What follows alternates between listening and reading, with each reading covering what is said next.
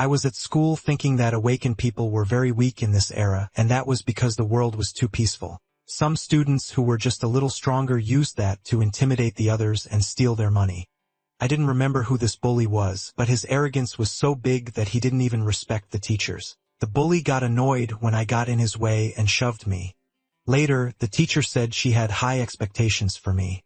When I went through the awakening room to find out which element I had, I got a huge surprise. It was all of them.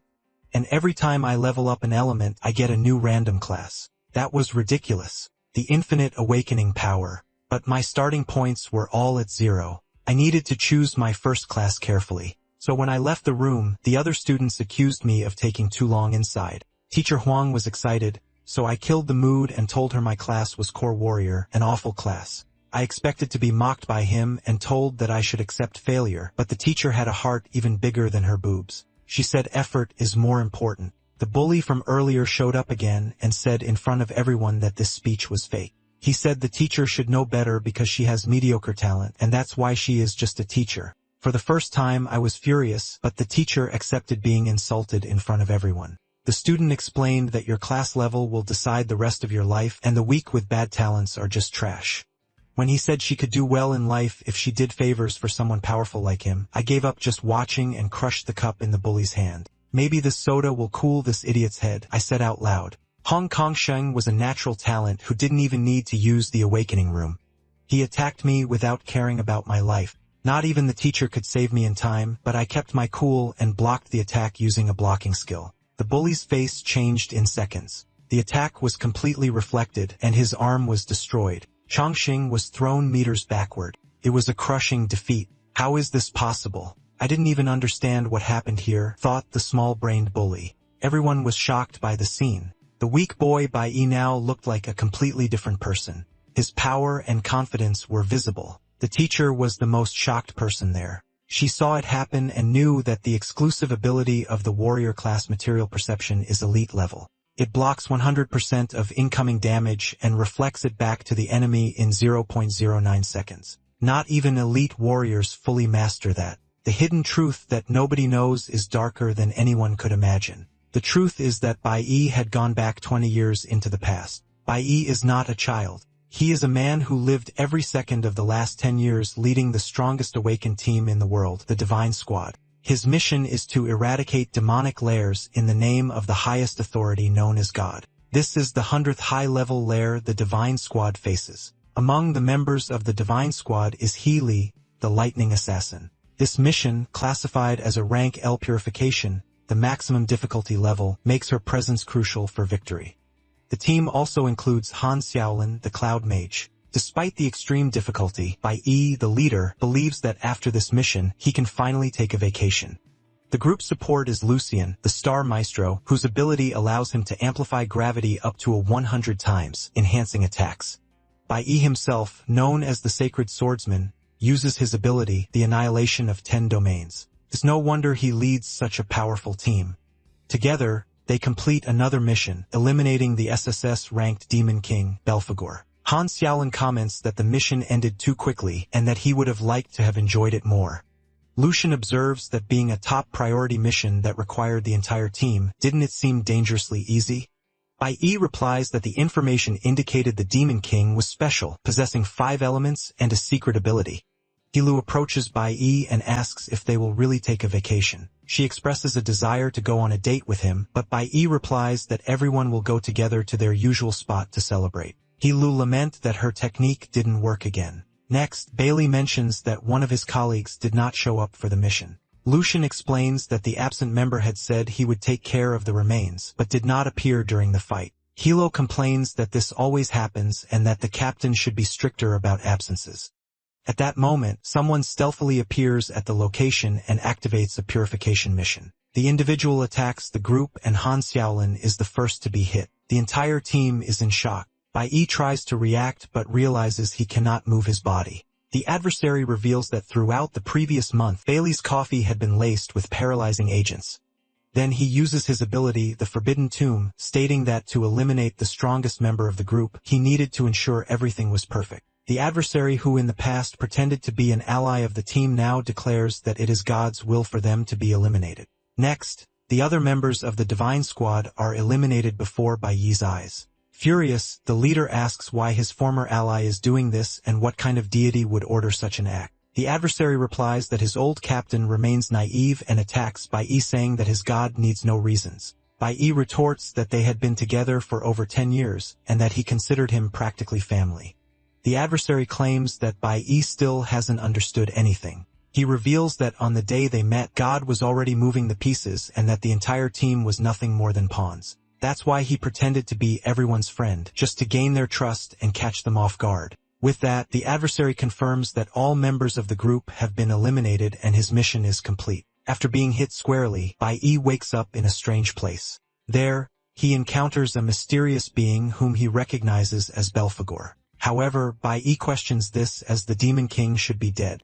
Belphegor, the SSS-ranked Demon King, states that he would not die so easily. He explains that this is his spiritual space and that the entire realm of Naya is his true vital essence. Getting straight to the point, Belphegor proposes a deal to Bai Yi.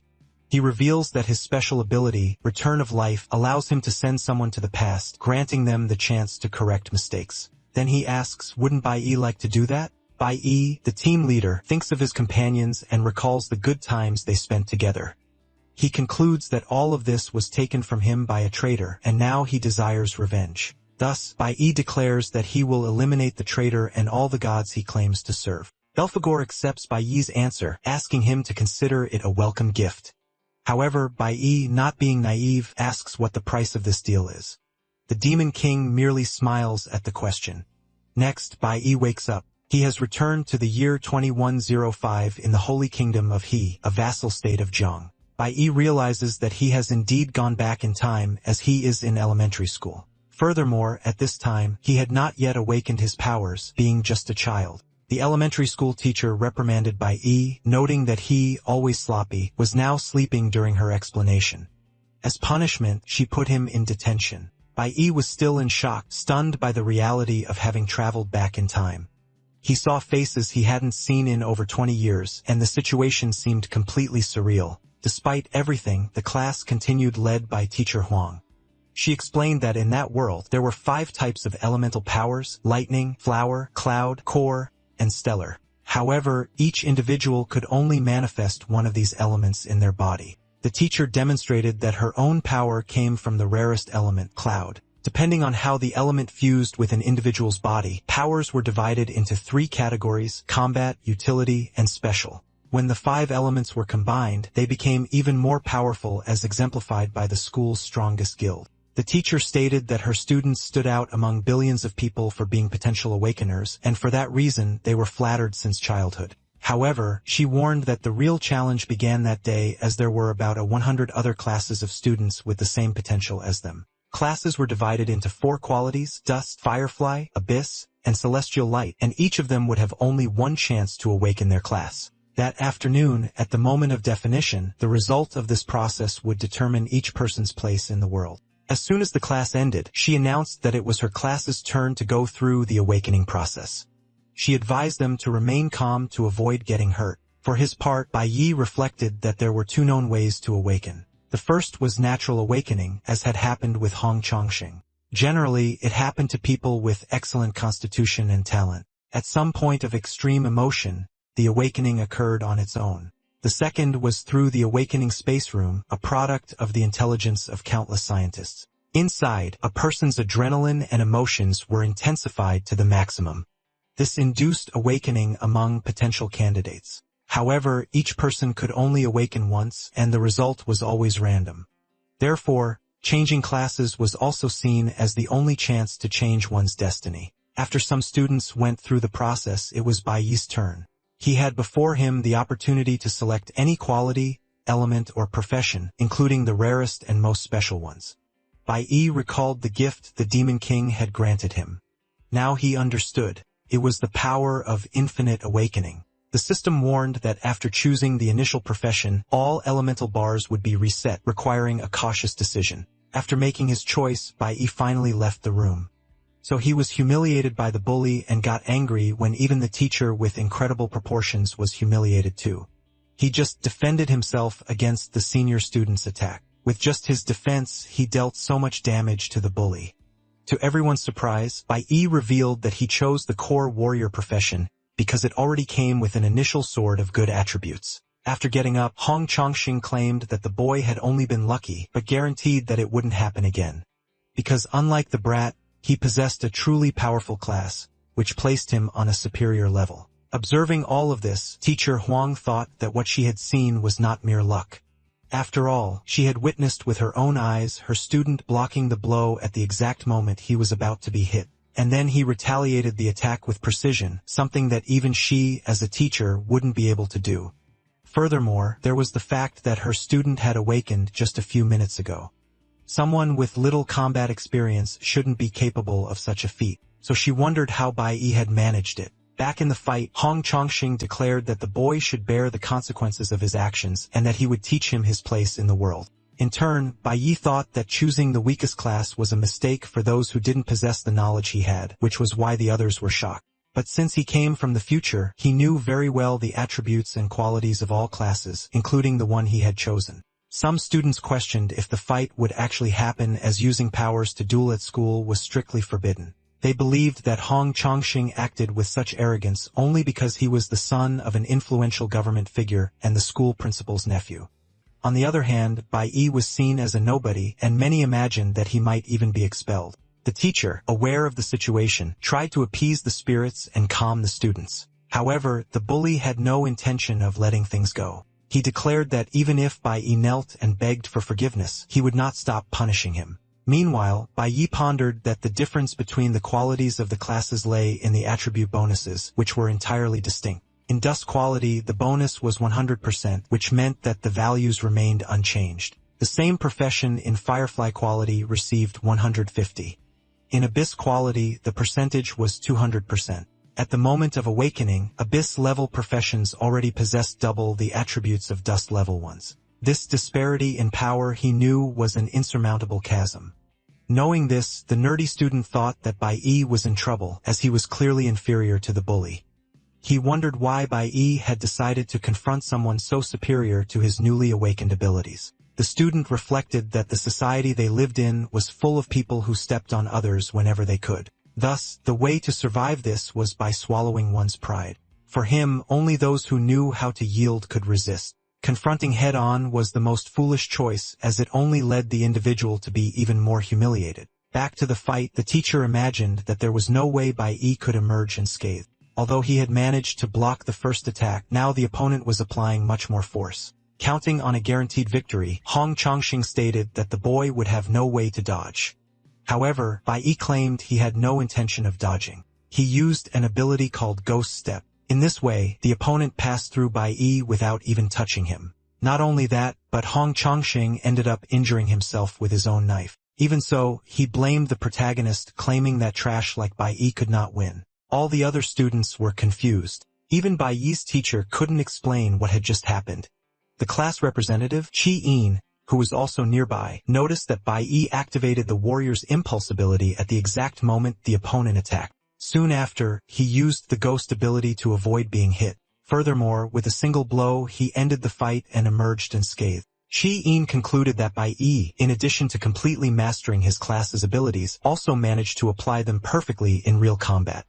Above all, he did everything without breaking the school rules, as it was the opponent himself who self-inflicted the injury. In turn, Bai Yi realized that this fight earned him experience and that the more enemies he defeated from then on, he would receive points to use. However, he noticed that to evolve as he wished, he would soon have to clear some dungeons. Still irritated, the bully declared that the fight was not yet over and tried to strike the protagonist from behind. However, someone arrived just in time to stop him. It was Hong Liang, the school principal and Hong Chongqing's uncle. He said that his nephew had already been shamed enough. As principal, he stated that everyone had already gone through the awakening that day and therefore should go home and rest. At that, the principal told Bai Yi that the school had strict rules and that he should know that. However, Bai Yi's mind was elsewhere as he realized that returning so far in time meant that all his friends were still alive. Furthermore, on the day of his awakening in his past life, something grand had happened. Because of this, he was furious for having forgotten that event. After all, it had been the most important thing until then. Bai Yi ran off and left the principal talking to himself. Hong Liang, in turn, told the teacher to control her students better. Teacher Huang apologized, and the principal claimed that this time he would let it slide, but that it was better for it not to happen again. Once in his office, he was alone with his nephew.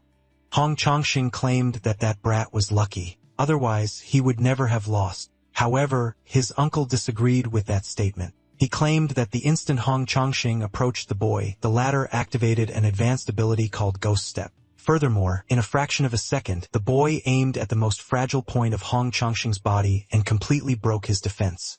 Despite all this having been done with only basic abilities, the principal stated that even with 15 years of war, he doubted he could imitate what the boy did. Watching the fight, it seemed as if his nephew was a novice being humiliated by a professional player. Therefore, he stated that that boy was nothing like what they imagined. Speaking of the protagonist, he ran through the city, imagining that besides his revenge, there was something very important he needed to do. As soon as he arrived home, he remembered what had happened in his past life. Now he wanted to prevent everything from happening again, even if it meant risking himself to the fullest. Upon arriving home, Bai Yi found his family. His father was in the living room watching television while his mother prepared food in the kitchen. Bai Yi's father noticed that his son had arrived early.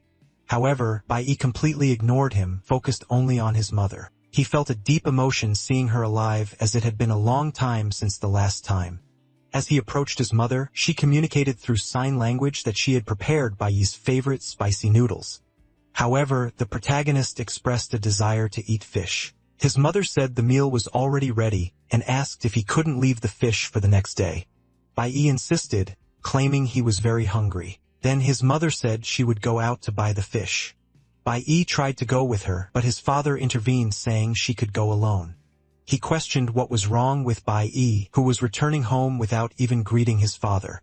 The father reminded him that that day was supposed to be the boy's awakening and asked if he had any good news to share. Bai Yi's father, who was also an awakened, mentioned that he had even bought beer to celebrate with his son.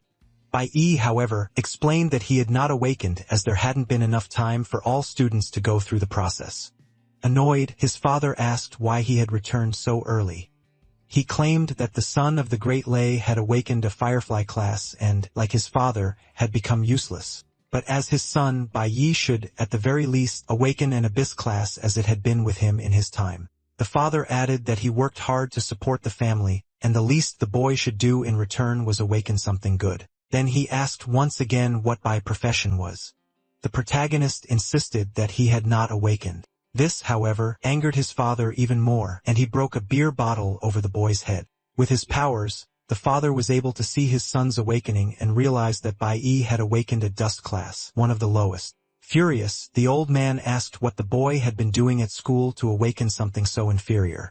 Bai Yi thought that his father had always been violent, someone who didn't know how to control his emotions. In the past, when Bai Yi awakened, his father also became furious because he had awakened such a low class and, feeling ashamed, took out all his frustration on his son. Bai Yi's mother tried to protect him as always, but ended up being the target of the aggression. She absorbed all her husband's fury. After the incident, she suffered severe consequences and was never the same again.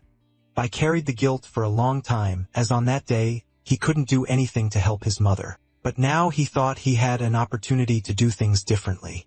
Although he wasn't as weak as in his past life, Bai Yi knew that his father was a much stronger awakened. Defeating him wouldn't be as easy as dealing with the school bully. Annoyed, the old man hit his son while uttering malicious words. While being beaten, Bai Yi could only think of getting his mother out there as quickly as possible. At least he managed to get her out of the house. However, immediately afterward, he saw something he didn't want. His mother had returned home, arriving right in the middle of the conflict, exactly as in his past life. Bai Yi wondered why she had returned so early. Extremely angry, the father blamed his wife for their son's weak awakening and didn't seem willing to stop there. In his past life, the protagonist held a grudge for what had happened. At one point, he managed to avenge what happened to his mother, but ended up being arrested. However, he felt no remorse as he believed the old man had received what he deserved. Back in the present, Bai Yi tries to protect his mother, acting differently than he did in his previous life. However, his father still proves to be much stronger than him. This is because awakened individuals, even without using their abilities, possess superior strength compared to ordinary people. A normal person would not be able to withstand a simple punch from an awakened individual. Although Bai Yi manages to withstand the blows, his mother in turn tries to protect him at all costs. However, the old man shows no intention of stopping. He claims he was extremely happy to learn he would have a son, as he believed the son would finally bring honor to the Bai family. Now, however, he declares that his family's honor has always depended on him. Furious, he questions why his wife had to give birth to a good-for-nothing. He tries to hit her with a chair, but fails. This is because the protagonist used his ability to protect his mother. Furthermore, he draws his sword and pushes his father away with a strike. After this, the old man realizes that the boy was, in fact, lying. He then says that the boy is finally learning to be a man, but still has a long way to go to achieve that goal. Next, he goes on the attack and manages to break the protagonist's sword. Not only that, but he also delivers a powerful blow. Bai Yi realizes that he is, in fact, no match for such superior power and feels his entire body aching. His father, in turn, states that he does not like to be challenged and does not hesitate to use force. The protagonist stands firm and does not dodge the attack. His father says that the boy is brave but claims that it is useless after all, he is still weak. Bai Yi, in turn, thinks that he will not allow any tragedy to repeat itself in this life and endures whatever comes. His father, on the other hand, is venting all his anger, stating that he is the one in charge of that house. However, someone knocks on the door just as he was at the peak of his fury. Annoyed, the old man asks who is disturbing him. He opens the door and is surprised because on the other side are the vice captain of the inspection force and an allied investigator. The protagonist's father asks what they are doing there. Ling explains that they received a report that a dangerous fugitive was seen in that area, and they are knocking door to door until they find him. The old man claims he has not seen anyone suspicious around. Otherwise, he would have already reported it. However, the vice captain sees the protagonist and asks what happened to the boy. The father says that the boy fell on his way home, but there is nothing to worry about. However, the protagonist speaks up, claiming that his father did that to him. Upon hearing this, the old man cannot believe that the brat actually said that in front of the police. Minutes before entering the house, Bai Yi had already made an anonymous phone call to report the situation. He imagined he only needed to buy enough time for the authorities to arrive. His father tried to hide his reaction to Bai Yi's statement. However, Bai Yi continued, describing his father's actions in detail and stating he was willing to testify and undergo a physical examination. He also claimed that the law is explicit regarding the treatment of awakened individuals who cannot control their strength. The police officers were surprised by the boy's knowledge and the clarity of the details he presented. Given the evidence, the vice captain ordered the protagonist's father arrested, deeming the situation clear. Furious, the father tried to attack the boy but was restrained by the officers. As he was being led away, he promised that this would not go unpunished. Next, the protagonist's mother hugged him tightly. Bai Yi felt happy that he had managed to protect her this time, but he knew his father would be detained for maximum of 15 days. He pondered that he would need to resolve the situation definitively or everything would go back to how it was before. During the commotion, the protagonist took the opportunity to grab his father's key. This key opened a safe that his father kept hidden. After all, his father had betrayed his own companions in the past because of this safe. That was what allowed him to ascend and obtain a higher class. In his past life, Bai Yi only discovered these details after his father's death, as his father kept everything a secret. Now, however, he believed that possessing such an artifact would give him the necessary advantage. With a dagger like this, it would be possible to clear demonic lairs and level up quickly. The only problem was that all lairs were under the control of the Divine Squad, which only accepted guild members. Despite this, there were smaller lairs managed by Bai Yi's school. He had known about one of these hidden lairs in his past life. Therefore, he considered it best to deal with this quickly to strengthen himself. Meanwhile, at the police station, the officers regretted that the lead on the criminal Snow had turned out to be false. Regardless, the captain claimed they couldn't let their guard down because if Snow were truly at large on the squad's anniversary, it would be a real scandal. At that moment, the protagonist's father tried to convince the police officers to release him. He said that if he were released, he could intercede with a friend who managed the best maternity hospital in the region as the captain's wife was pregnant. However, Liang stated that he would not be easily bribed. He mentioned that Mr. Bai had once been a guild member and wondered how he had ended up in that situation. The investigator claimed that attempting to bribe a police officer would only worsen the father's situation. Upon hearing this, the father became even more irritated with his son. Returning to the protagonist, he entered a lair. He thought that once discovered, guilds usually set up garrisons in these locations. Demonic lairs, filled with beasts and demonic ores, were the best option for the newly awakened to evolve. However, due to the dangers, novices always entered in teams accompanied by a more experienced officer. In his past life, this lair remained hidden for 5 years and was only discovered after an incident when the accumulated monsters managed to escape and invade the surroundings. A lair like this usually required 3 rank E awakened individuals. A more dangerous lair, however, required a team of 5 people with at least 2 rank D awakened individuals. The protagonist hoped this lair would be rank F, as he would then be able to clear the area alone. He crossed the entrance, even aware of the dangers ahead. He thought there was no alternative but to evolve as quickly as possible. After all, for him, the greatest danger did not lie in a lair, but in his own home. Upon entering the lair, the protagonist realized it was a frigid dungeon. Therefore, there could only be cloud-type demons. He approached and realized he wasn't the first human to enter that place. He encountered an ice bear-type demonic beast, which was hibernating. The protagonist noticed that the place was more dangerous than he had imagined. To make matters worse, one of the beasts advanced upon sensing his presence. At that moment, he realized that a mere snow wolf was stronger than him. Regardless, he knew he wouldn't leave without a fight, so he tried to dodge enemy attacks to counterattack as soon as he found an opening. In this way, he managed to strike the wolf and achieve his first victory. Next, he realized that his father's hidden dagger was perfect for compensating for his lack of power. After all, it was an item that couldn't be bought on a market. Despite this, he concluded that he would need to eliminate about 20 wolves like that one to advance to the next level. And to move to the next rank, 10 more levels would be required. Then he saw the wolf pack approaching. He realized that the smell of blood had attracted them.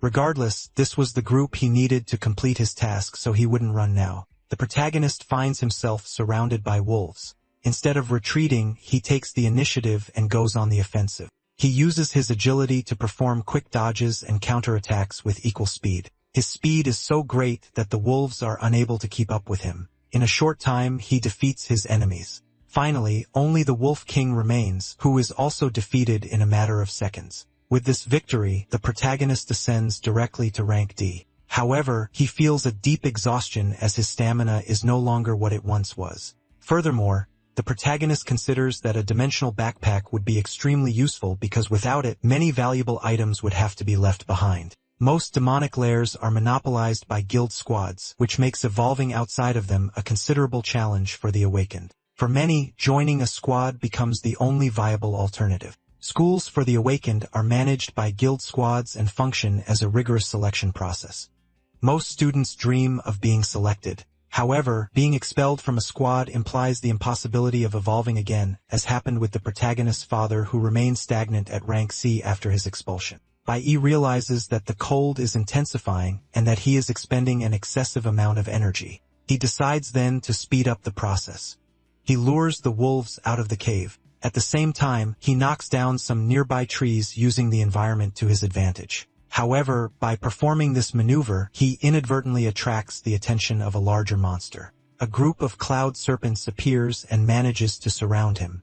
However, an explosion erupts right in front of the monsters. The protagonist assumes that with all this commotion, the larger monster must have awakened. He is not mistaken because immediately afterward, the hibernating bear awakens and appears right in front of him. Not only that, but the bear shows itself to be enraged and begins to attack everything in its path, including the other monsters in the dungeon. Bai takes advantage of the situation to accumulate points, exploiting the openings that arise.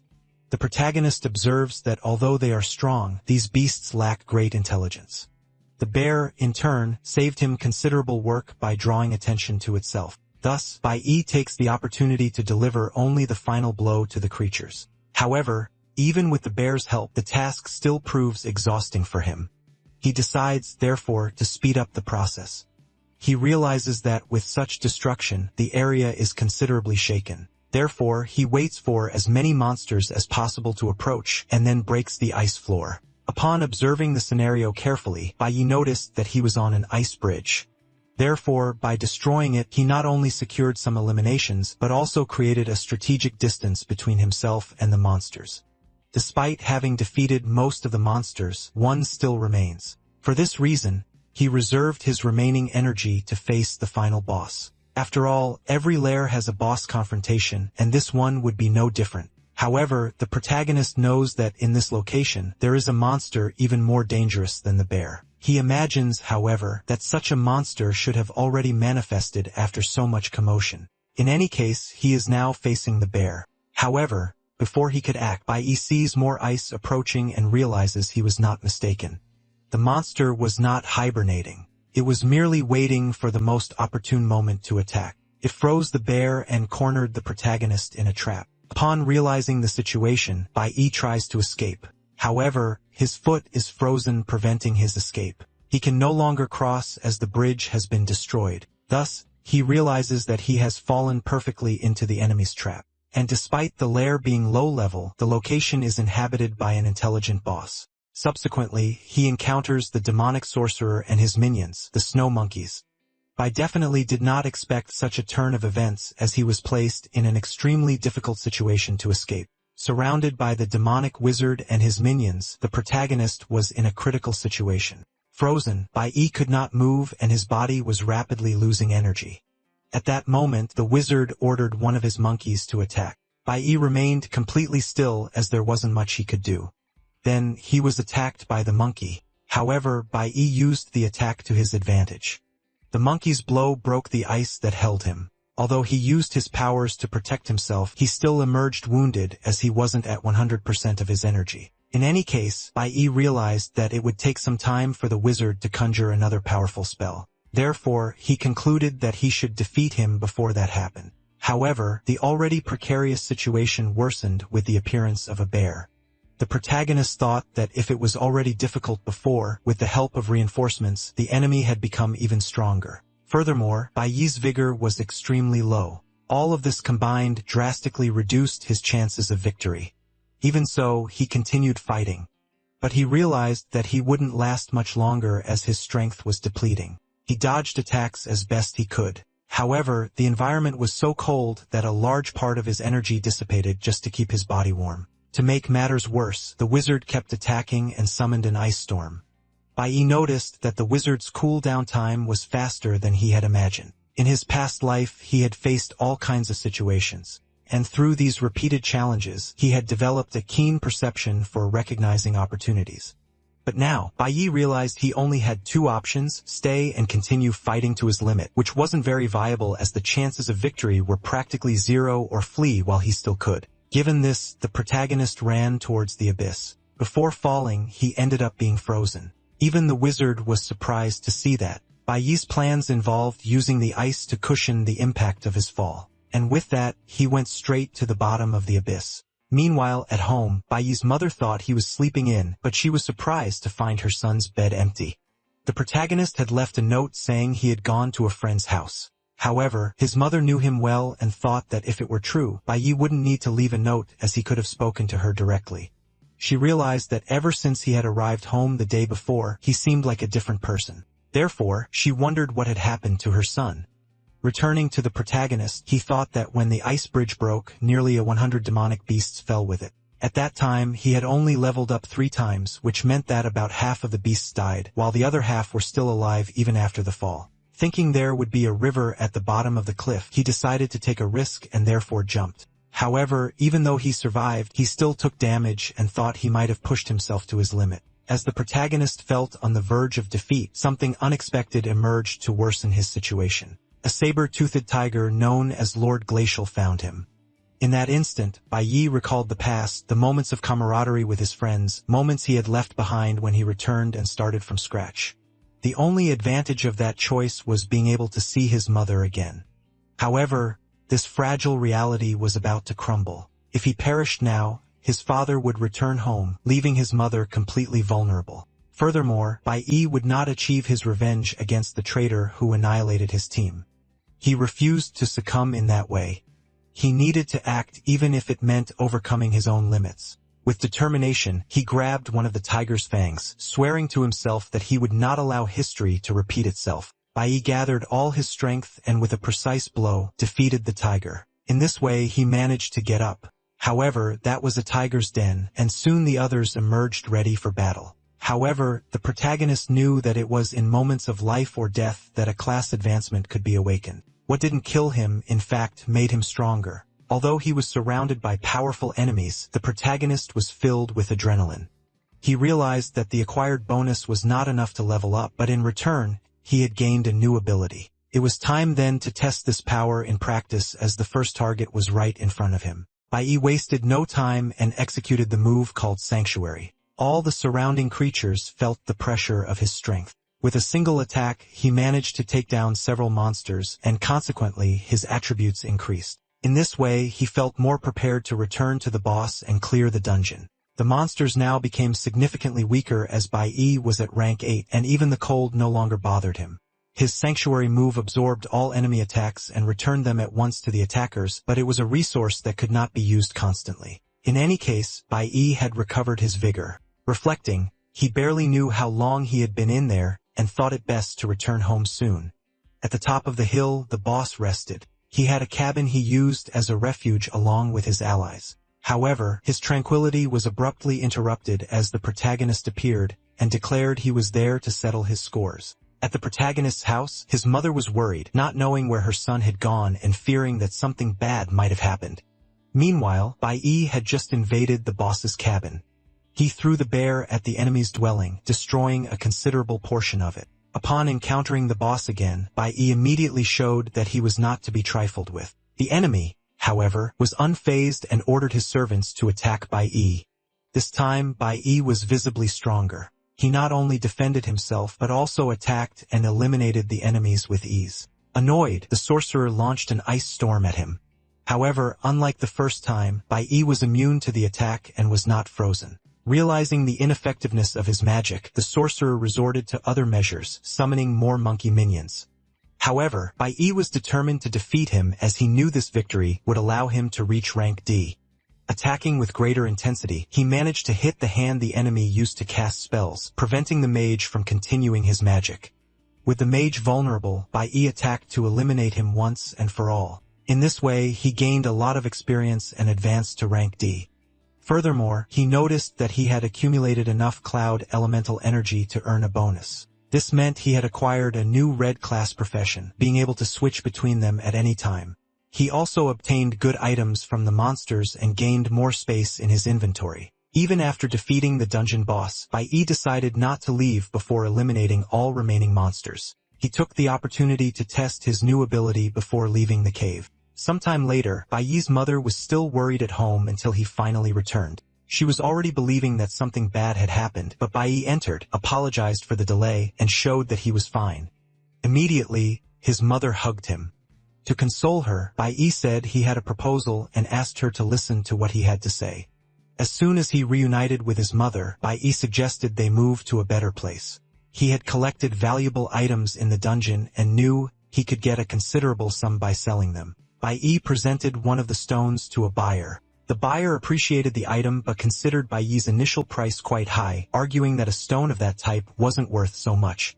After some negotiation, they both reached an agreement. With the money obtained, Bai imagined he could rent a much more suitable place to live. He recalled that in his past life, his mother had never had a single day of peace. Now, he wanted to act differently and provide her with the utmost comfort. Bai managed to secure a good rental agreement, ensuring them a decent place to live. Seeing his mother so happy, he realized it had been a long time since he had last seen her smile.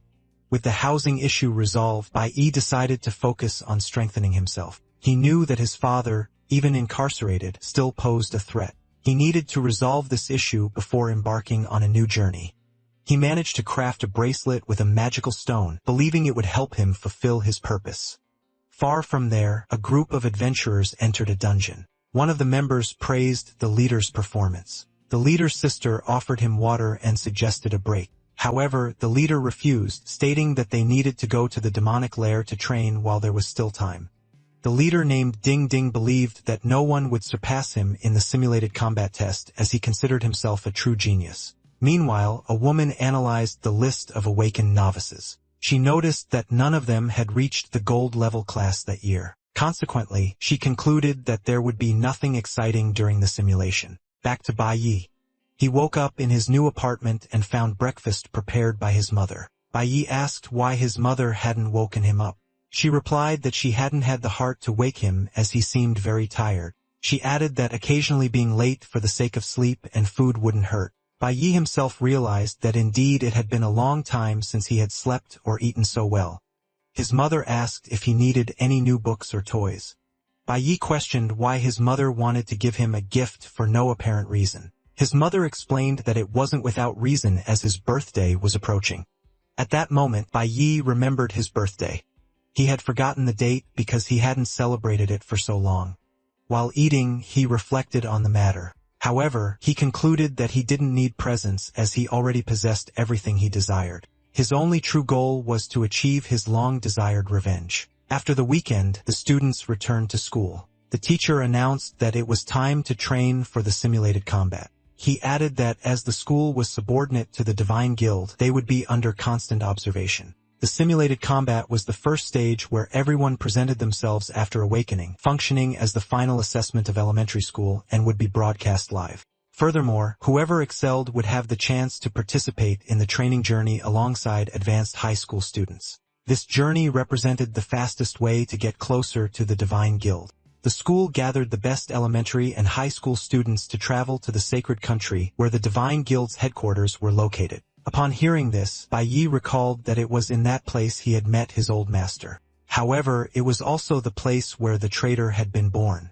Nevertheless, they never got to know each other as the traitor joined the squad much later. In any case, Bai Yi realized that if he wanted to meet them again, he would need to excel in this assessment to be admitted to the advanced training journey. Bai Yi might be the only one motivated by revenge, but he wasn't the only student aiming for victory. Noticing the general excitement, the teacher announced the start of the test. He explained that the first stage would be physical conditioning. The students should enter the gravity room and perform 10 sets of zigzag running. While the others competed to be the first to enter, Bai Yi made a different decision. He informed the teacher that he would not like to use that room. The professor was surprised by Bai Yi's request. However, he warned that despite Bai Yi's talent, it did not exempt him from evaluation. Bai Yi, however, clarified that he was not running away, but rather seeking a different type of evaluation. The professor then questioned if Bai Yi was implying that his teaching method was inadequate. Bai Yi argued that physical preparation was important, but its usefulness was restricted to specific classes. He suggested that mages and sorcerers would benefit much more from training in an elemental room as each class required special attention. Upon hearing this, Chi-In realized that the method described by Bai Yi was identical to what instructor Dongyang from the Divine Squad had suggested. However, this was very recent information, which she only knew through her father. Chi-In wondered how her classmate could have access to such knowledge. Contrary to what the other students expected, the professor was not annoyed with Bai Yi. In fact, he found the young man's suggestion quite interesting. He explained, however, that with so many students in the school, it was difficult to adapt individual training in such a short time. For a teacher, deciding between guiding a student's training or allowing them to follow their own path was a great dilemma. Bai Yi reflected that in his past life he had been fortunate enough to find good teachers. Without them, he would never have ascended the ranks. He knew he could trust his masters, and now he asked the professor to trust him too. The professor decided to allow Bai Yi to train in his own way, but asked what his plans were. Bai Yi replied that he wished to set the elemental room's pressure to the maximum level. Knowing he could not reveal the truth, he explained that despite being a warrior, he wanted to balance his skills and improve his weaknesses. At that moment, Chi-In, his classmate, declared that she also wanted to use the elemental room as she was a mage. She asked to train with Bai Yi, but he preferred to do it alone. Upon being rejected, Chi-In stated that she would use that as motivation to prove her worth and earn Bai Yi's trust. As Bai Yi and Chi-In headed to the elemental room, the nerdy classmate thought he would have to work very hard to reach their level. Back to Bai Yi, he was alone in the elemental room, determined to use the space to acquire new skills away from curious eyes. After all, everything that happened there was monitored, and only in a room like that could he obtain skills from other classes without raising suspicion. Exposing himself otherwise would put a target on his back. As for the other students, he decided it would be better not to get involved with them. After class, Bai Yi tried to go home alone. However, he was caught up by his classmates. He thought that in his past life the three of them were best friends and always walked together as they were the school's outcasts. Now, however, he only thought of his revenge and believed that friendships would only hinder his goal. His nerdy classmate began to notice that ever since the awakening exam, Bai was different and no longer wanted to hang out with them. Even so, Bai approached the nerd and advised him to get his lungs checked as soon as possible. Then he got on his bicycle and left, leaving the two students confused. Bai recalled that in his past life, his classmate had been diagnosed with a lung disease that, due to being discovered late, led him to perish early. The nerd in turn felt that although Bai had changed his behavior, there was still something good coming from him.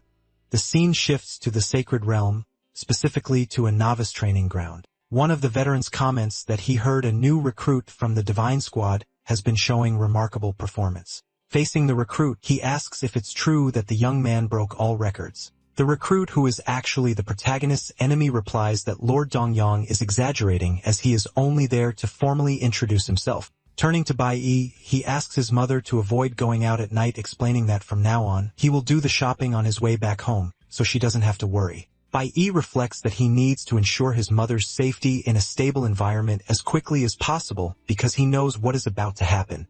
Meanwhile, in the prison where Bai's father is being held, he devised a plan with the canteen leader. He bribed him to gain an advantage and negotiated a way to escape prison. The next day, Bai is at his school. He is progressing in his mage class and can already manipulate elemental force to his advantage. His friends try to interact with him, but Bai continues to ignore them. He tells them that instead of wasting time with him, they should train to become stronger. In a way, they interpret these words as encouragement. In turn, the nerdy classmate decided to follow Bai's advice and went to the school infirmary. The doctor in charge soon detected the boy's lung disease and advised him to schedule surgery as soon as possible. Upon hearing this, the nerd wonders how Bai knew about his condition. After all, he himself had no idea of his condition. And if it weren't for Bai, he wouldn't have discovered it so soon. After the consultation, the nerd overhears a suspicious conversation in the school corridors. One of the boys comments that Chongqing cheated again and has already risen to rank 4, reaching first place in the evaluation. After all, he possesses a private dungeon to evolve. They also recall the boy who provoked Chongqing recently. They claim that Chongqing plans revenge against the novice and is about to set up an ambush. After all, a spoiled boy would not accept being humiliated without retaliating. Furthermore, he is armed and intends to carry out his plan outside the school, so as not to suffer any kind of punishment. Upon hearing everything, the nerd ran to warn Bai. He imagined that outside of school, no one could interfere with a revenge plot. He feared that even if Bai was strong, he could be caught by surprise and incapacitated before reacting. Although he always avoided conflicts, this time the nerd decided not to be a coward. He headed to the school's armory and broke the chains. His hope was to compensate for his lack of skills with a magical weapon. To protect a friend, he was willing to suffer the consequences. However, he was surprised to be discovered. Chi-in appeared and asked where the boy thought he was going with a stolen weapon. The nerd replied that he needed to save Bai. At this, Chi-in became confused by the information. Meanwhile, the protagonist Bai was returning home and entered an alley with his bicycle. Since leaving school, he had noticed he was being followed and told Hong Chongqing to stop hiding. Then the bully Hong Chongqing revealed himself and declared that he would finally settle the score for what happened last week. Bai asked if he was truly confident that the outcome would be different this time. His opponent replied affirmatively and launched an attack, stating that no amount of training would protect the protagonist from his blow. To Hong Chongqing's surprise, Bai managed to defend himself without any difficulty. The opponent questioned if this was really happening, as he hadn't imagined he would be defeated by Bai again.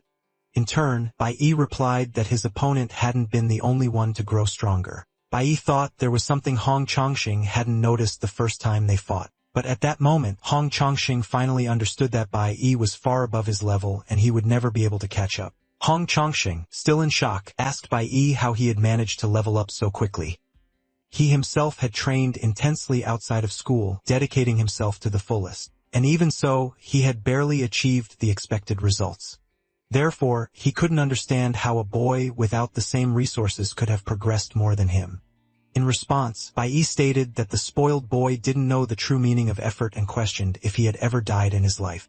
Frightened, Hong Chongqing asked if Bai Yi intended to eliminate him once and for all. The protagonist replied that although he didn't like being pursued, he didn't hate the spoiled boy. He added that instead of preparing a decent ambush, he preferred to act alone, believing that would be enough to win. Annoyed, Hong Chongqing declared that if the protagonist didn't eliminate him at that moment, he wouldn't give up on defeating him and that they would soon meet again. At that instant, the protagonist's classmates arrived at the scene. However, they realized that Hong Chongqing had already been defeated. Bai Yi then told his opponent that he had a proposal for him. He stated that he could show him a path to become stronger and faster. But for that, Hong Chongqing would have to offer something in return. Sometime later, back at school, the teacher announced the end of the training week and that the combat simulation was about to begin. However, before that, he issued an important warning. Despite being called a combat simulation, the place they were going was a real demonic lair. Much of the danger had been sealed by barriers, but it was still no joke. Therefore, students should be cautious of the creatures inhabiting it. To assist, senior high school students would accompany the novices, but they would only interfere if necessary, as the main objective was to ensure everyone's safety. Teams would consist of 4 to 5 students, with a veteran leading each group into a dungeon. Each could choose between rank F or rank E demonic lairs. However, those who were not prepared should not face the more difficult challenge, as they risk losing credits, in addition to failing the mission. Next, the teacher allowed the students to make their decisions and asked those who felt confident enough to face the more difficult lair to raise their hands. Chi-in was the first to speak up. Hong Chongqing did the same immediately after. The teacher informed them that out of 180 students, only 8 had accepted the rank E lair challenge. Therefore, the rest would be distributed among the rank F lairs. However, the protagonist spoke up and declared that he wished to challenge a rank D spiritual jade demonic lair. After the protagonist Bai Yi made such an unusual request, the professor was left speechless. Not only him, but all the other students were also astonished. In turn, the professor questioned, "What kind of crazy idea is that?" At that moment, Hong Liang intervened, arguing that D-rank layers are meant for veterans, too dangerous for a novice. He declared that he would not allow such a risk. Still, Bai Yi countered, stating that according to the school's rules, there is no explicit prohibition. Each student has the freedom to choose the rank they wish to challenge. He added that the institution's focus is to discover exceptional talents for the Divine Squad, and that such talents are defined by courage, strength, a sense of responsibility, and a natural gift. He then questioned whether the director would truly take away his chance to prove his worth. Hong Liang felt cornered, but argued that to enter the lair, it was mandatory to be in a team. Insistently, Bai Yi stated that he could manage on his own. However, the director reiterated that according to the rules, forming a team was essential for the students' own safety. Next, Chi-in spoke up, declaring that she would go with Bai Yi. The director hesitated to allow it, claiming that the girl's father would not approve. However, Chi-in stated that she did not want to be left behind and also wished to have the chance to get the highest score. In turn, Bai Yi refused the help, insisting that he would go alone. However, the professor intervened, saying that refusing was not an option. If Bai Yi truly wanted to go to a D-rank lair, he would have to agree to go in a team. Now a veteran was missing, but the professor didn't know who he should send along until a student spoke up, stating that someone needed to do it and offered to accompany the novices. At that moment, the professor introduced the student, Xiling, and asked him to look after the young ones. Chi-in commented that this veteran had almost joined the school's guild. Meanwhile, Bai Yi thought that he had never heard of that young man. On the other hand, Shilin thought that Bai Yi was just a boy wanting to show off in front of everyone and that he barely knew what was coming. In any case, the professor declared that, with the team formed, they could proceed to the test. He added that inside the lair, camera drones would accompany them to broadcast everything live. As a professor, he strived to keep all students motivated and expressed his eagerness to know who would achieve the highest score this year. Bai was fully aware that the awakened school had been built upon an ancient and vast demon lair, which had been conquered long ago. The middle and high school sections were integrated into the same complex. This main lair had spawned numerous smaller ones, ideal for students to use in their combat tests. Most of these secondary lairs ranged from F to D ranks. The moment a student entered the instance, the combat simulation officially began.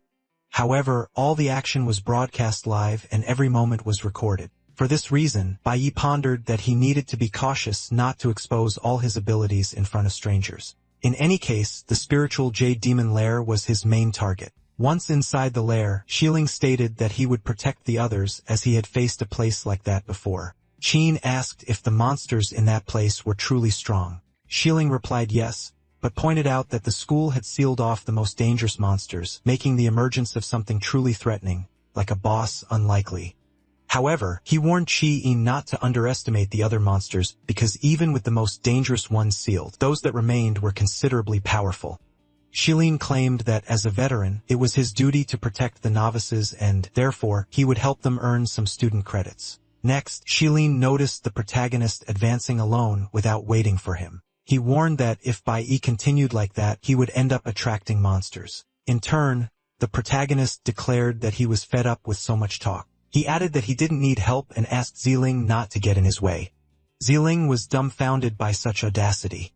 In any case, everything that happened there was broadcast live. Everyone at the school, whether students or teachers, could follow what was happening in the lairs. Meanwhile, at the school guild, the guild's vice leader was watching the broadcast and commented that he had found something quite interesting.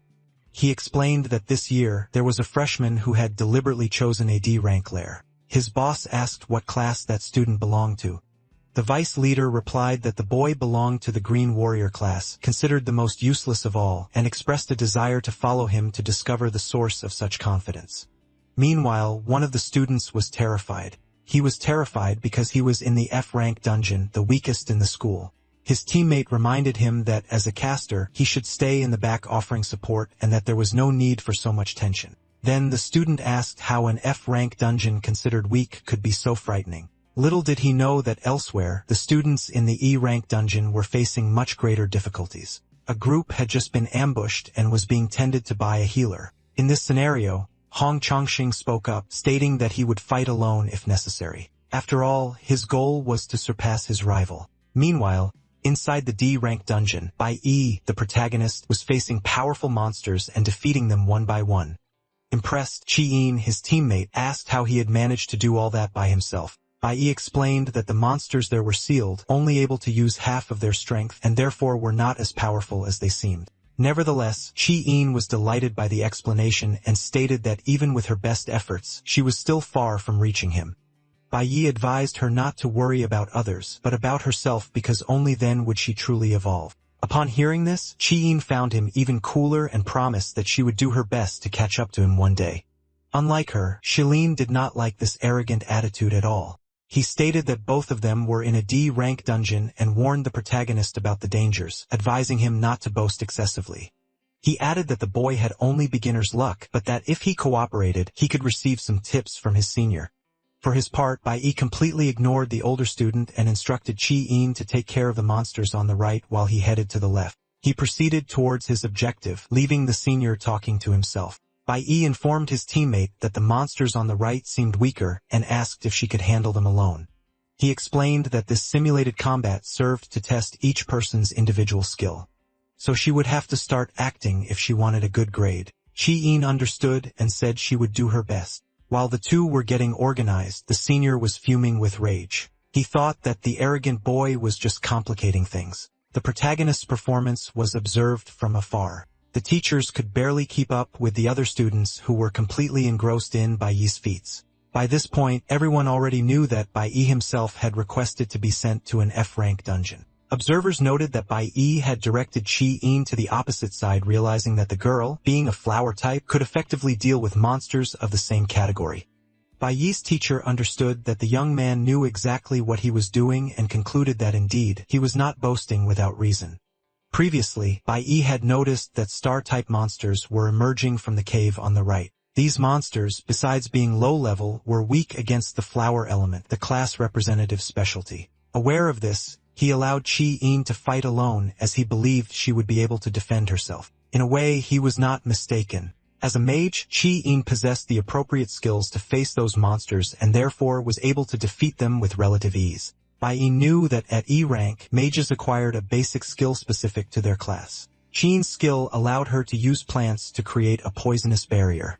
However, for her first time in a dungeon, facing higher-level monsters alone and still maintaining her composure was truly surprising. Bai Yi thought that the D-rank monsters should all be sealed and considered that he could let Qin handle the rear. This way, he imagined he would achieve a high score without revealing his true strength live. However, it would not be possible to continue if he were constantly followed by the transmission equipment. While Bai Yi pondered how to proceed, the senior Ziling remained in his corner, consumed by rage.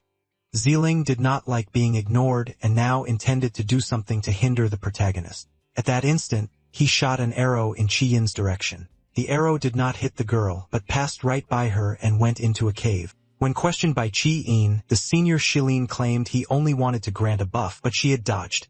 His lie might have gone unnoticed, but the arrow did not, as it served to awaken a monster that was dormant in the cave. A two-headed lion, much stronger than the common monsters of that dungeon, was now furious and about to unleash its wrath. The protagonist immediately realizes the gravity of the situation, noticing that his colleague is in trouble. Qi Yin tries to use her magic to contain the creature, but her efforts are insufficient. She is left at the mercy of the monster's attacks. Shilin, in turn, laughs at the situation, satisfied with the chaos he caused. In contrast, Bai Yi acts quickly in defense Qi Yin. He realizes that the creature has not been contained and decides to intervene before the worst happens. However, Bai Yi only manages to wound the monster without killing it. He concludes that the creature is faster than he imagined. Observing closely, Shilin reflects that he knows the dungeon like no else.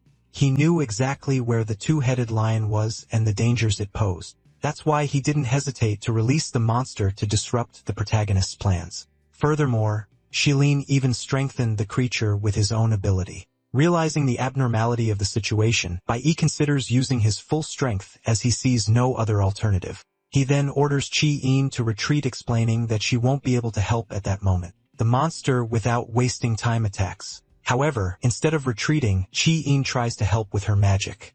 She casts magical roots to bind the creature and creates a wall of vines with 3 layers of protection. Even Bai Yin is surprised by her action.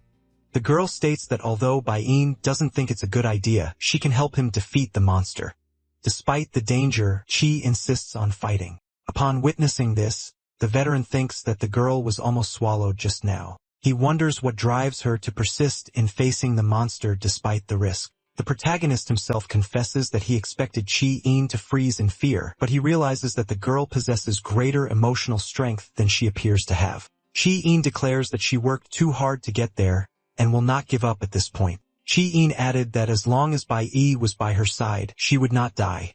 Bai Yi, in turn, warned that the power of the 3 layers, though useful, was limited and advised her not to overdo it. He recalled that the Qi Yin from his past life had been brilliant since school. Always optimistic and confident, she was also generous.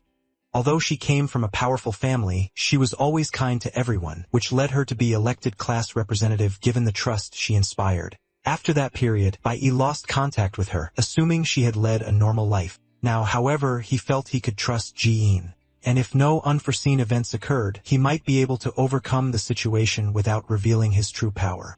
Observing the scene, the veteran doubted that the two could defeat the monster. After all, he believed that excessive confidence was not enough to win battles. With such limited powers, it was impossible for novices to defeat such a powerful creature. He imagined it was only a matter of time until they begged for help. Next, the monster managed to free itself from the roots. Bai Yi announced that he would distract the monster, asking Qi Yin to attack the lion at the right moment, aiming for its core. He moved away. He believed that because he had wounded it, he would be the creature's main target. Certain of his strategy, Bai Yi ran towards a lake and jumped into the water without hesitation. He dove deep, but the monster followed him. However, Bai Yi had attracted the monster exactly where he wanted it. As soon as he gave the signal, Qi Yin used the magical vines again, trapping the creature. The monster was now vulnerable to attacks and seeing itself trapped, fell into despair. Qi Yin with the vines completely immobilized the lion, leaving it unable to move. Furthermore, she applied poison to weaken it even further. Bai Yi realized that the lion would no longer be able to free itself. Then he stated that this was the perfect moment to complete the test with a maximum score. Shilin gaped at the scene, unable to believe what he was seeing. After all, not even he, an experienced veteran, could immobilize such a powerful creature. Realizing his plan had failed, Shilin felt annoyed but acknowledged there was little he could do. In the broadcast booth, the director watched everything along with the other team members. The protagonist's professor praised his students' reaction time and demonstrated leadership. For him, there was no doubt who would achieve the maximum score in that test. He and the others speculated that if the full recording were sent for guild analysis, they might even break the historical score record. However, amidst this anticipation, the transmission was suddenly cut. Shilin had intentionally knocked down the drone, believing that this way, Bai wouldn't achieve the maximum score. He assumed the protagonist hadn't yet noticed the drone's fall, as he had seen him distracted talking with his colleague. Shilin approached and declared that they were finished and could therefore leave the dungeon. After all, he himself couldn't stand staying there any longer. In turn, Bai stated that the veteran knew exactly what he was doing by awakening the sleeping beast. Shilin claimed that wasn't the case, as he was just trying to give the girl a bonus, but she dodged. However, the protagonist retorted that as a veteran archer, Shilin should have come up with a more convincing excuse. Chi-in agreed, saying that made sense, and that she now understood why the veteran hadn't managed to join the school guild. Annoyed, Shilin asked if he was being accused of something. The protagonist stepped forward, protecting his colleague. Even annoyed, Shilin knew he couldn't act rashly. However, he declared that it wasn't over yet and promised to see them again. On the way out of the dungeon, the protagonist spotted the destroyed drone. Chi-in began to realize that the veteran had only served to sabotage them. However, instead of lamenting, the protagonist saw an opportunity. He claimed that he now had the chance to do what was left since no one was watching. His colleague asked what that meant. In response, the protagonist led her to the previous portal. He asked the class representative to keep what had happened a secret, but he believed that even if she told, no one would believe her. Confused, Chi-in asked what he was talking about. In his last meeting with Hong Changsheng, the protagonist had requested an item, the demonic stone necessary to break the seals the boy's uncle guarded. With that stone in his possession, the protagonist had everything he needed in place and could now undo the dungeon seal. Chi-in didn't think that was a good idea. After all, it was a rank D dungeon, and breaking the seal would release high-level beasts all at once. The protagonist knew this very well and was counting on that situation. But he reassured his colleague, claiming that even with the seal broken, the creatures would still have their powers reduced. Even so, Chi-in argued that just the two of them wouldn't be enough to defeat so many enemies. However, the protagonist stated that he would do it alone. Chi-in was truly startled when she noticed something. She saw that the protagonist had suddenly changed to the mage class and asked how he had done that. The protagonist Bai asked his colleague Chi-in to wait outside. Then he undid the barrier and the monsters appeared. Bai stood before the creatures. Chi-in watched, apprehensive about his safety. However, the protagonist knew exactly what he was doing. He used his mage ability to freeze the enemies. The creatures were immediately incapacitated. Chi-in was deeply impressed by such power, especially since she herself had barely managed to defeat a single lion. Seeing her colleague freeze several enemies at once with such ease left her in shock. In turn, Bai explained that those monsters sealed for so long must have been on the verge of exploding. He stated that he needed more space. Quickly, Chi-in moved away, allowing her colleague to act. A short time later, new monsters appeared. This time, they were wild flame leopards. The protagonist noticed that although these monsters were rank D, the long period of sealing had reduced their strength by half. So he again used his freezing ability to control the enemies. The instant he saw another enemy approach, he quickly exited the mage class and switched to warrior mode, as he now needed to fight hand-to-hand instead of using magic. Bai thought the enemies would try to catch him off guard. However, the monsters were not as cunning as he was. At that moment, the protagonist switched back to mage mode and managed to freeze the leopard. Witnessing all this, Chi-in was shocked by her colleague's ability to switch classes and with such speed. Now she understood why Bai had desired so much privacy in the elemental room, considering that the basis of the mage class is to release energy as forces of nature or manipulate objects of the same element. It made sense to practice in an elemental room. Chi-in believed that the more mana she had and the more times she could cast spells, the stronger she would be. However, upon seeing Bai fight, she concluded that the most important thing was control. Elemental power coming from nature is raw, wild, and difficult to master. Only by completely mastering one's own elemental power can one create more varied movements. He could use a basic ability in so many different ways that it was impressive. Not only that, but Chi-in realized that unlike her colleague possessed total mastery of the mage class. Chi-in admits the truth. Her colleague had long surpassed everyone else. Instead of frustration, she feels even greater admiration. Soon after, an even more powerful monster emerges, a level 15 infernal mammoth. The protagonist, however, is not surprised as he had already anticipated such a challenge. He prepares for battle, switching to the warrior class. He imagined that what he was looking for would be with that mammoth. Next, he strikes the mammoth on the head. Bai Yi considers that after being sealed for so long, the mammoth would be more vulnerable than usual, which explained the ease of the strike. Even so, a monster of such magnitude would not succumb to a single attack. Thus, the protagonist continues his attacks until he completely defeats the enemy. In the heat of battle, he invokes an ability. This power is known as Sanctuary. With it, his strikes are amplified. In this way, not only the mammoth but also the other enemies are defeated by the protagonist. He then receives all the bonuses for the victory. However, what truly matters is not the reward, but rather the item the mammoth dropped. It is the king's reply stone, a pair of jade stones with a special function. In addition to the item, the protagonist's mage class ascends to rank D. However, he now faces another challenge. His teammate still remains in a state of shock. The protagonist approaches her and asks if she remembers their agreement. Although visibly disoriented, Chi Yen harbors no ill intentions. After all, she also leveled up just by being part of Bai Yi's team. Meanwhile, outside the dungeon, the teachers are in a panic. The camera monitoring the most important students stopped working, and they fear that the dungeon seal has broken. One of the teachers finds the veteran student who was supposed to be accompanying the novices and questions why he is there alone. However, the teacher concludes that there is no time for inquiries. If the seal has truly broken, everyone needs to head to the dungeon urgently. Witnessing the situation, Shilin thinks it would be beneficial if the seal did break, as that would mean the end of the arrogant student. In a state of desperation, the teachers and students enter the dungeon.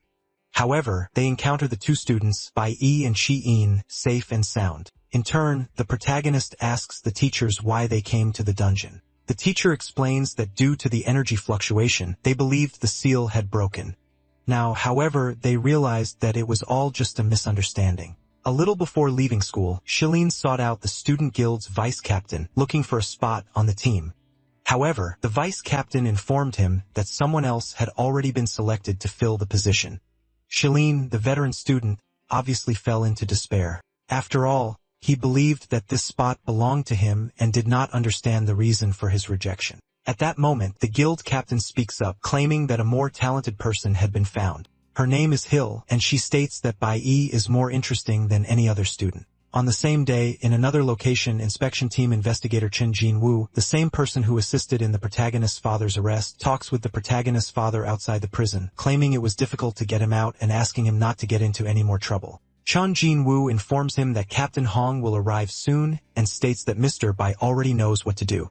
Upon receiving a call from his boss, Chen Jinwoo announces that he is leaving and adds that Mr. Bai knows how to get home by himself. In turn, the protagonist's father expresses his anxiety about this. Upon returning home, the protagonist's father had a surprise. His wife and son were not there. Irritated, he began to smash objects, wondering how they dared flee.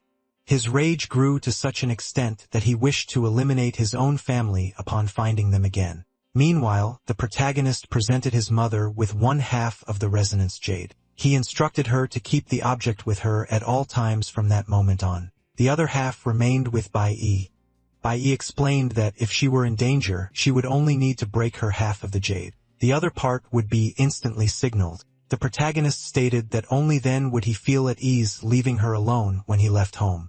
Bai Yi thought his mother had never received a gift like that. In fact, she had never even had the basic things every woman should have. His mother commented that Bai Yi shouldn't spend all his time attached to her, as at his age, it was common to go out and have fun with friends. The protagonist replied that it was fine. After all, he didn't need friends. His mother, however, disagreed, arguing that he needed to make friends as it was essential to have important people he could count on.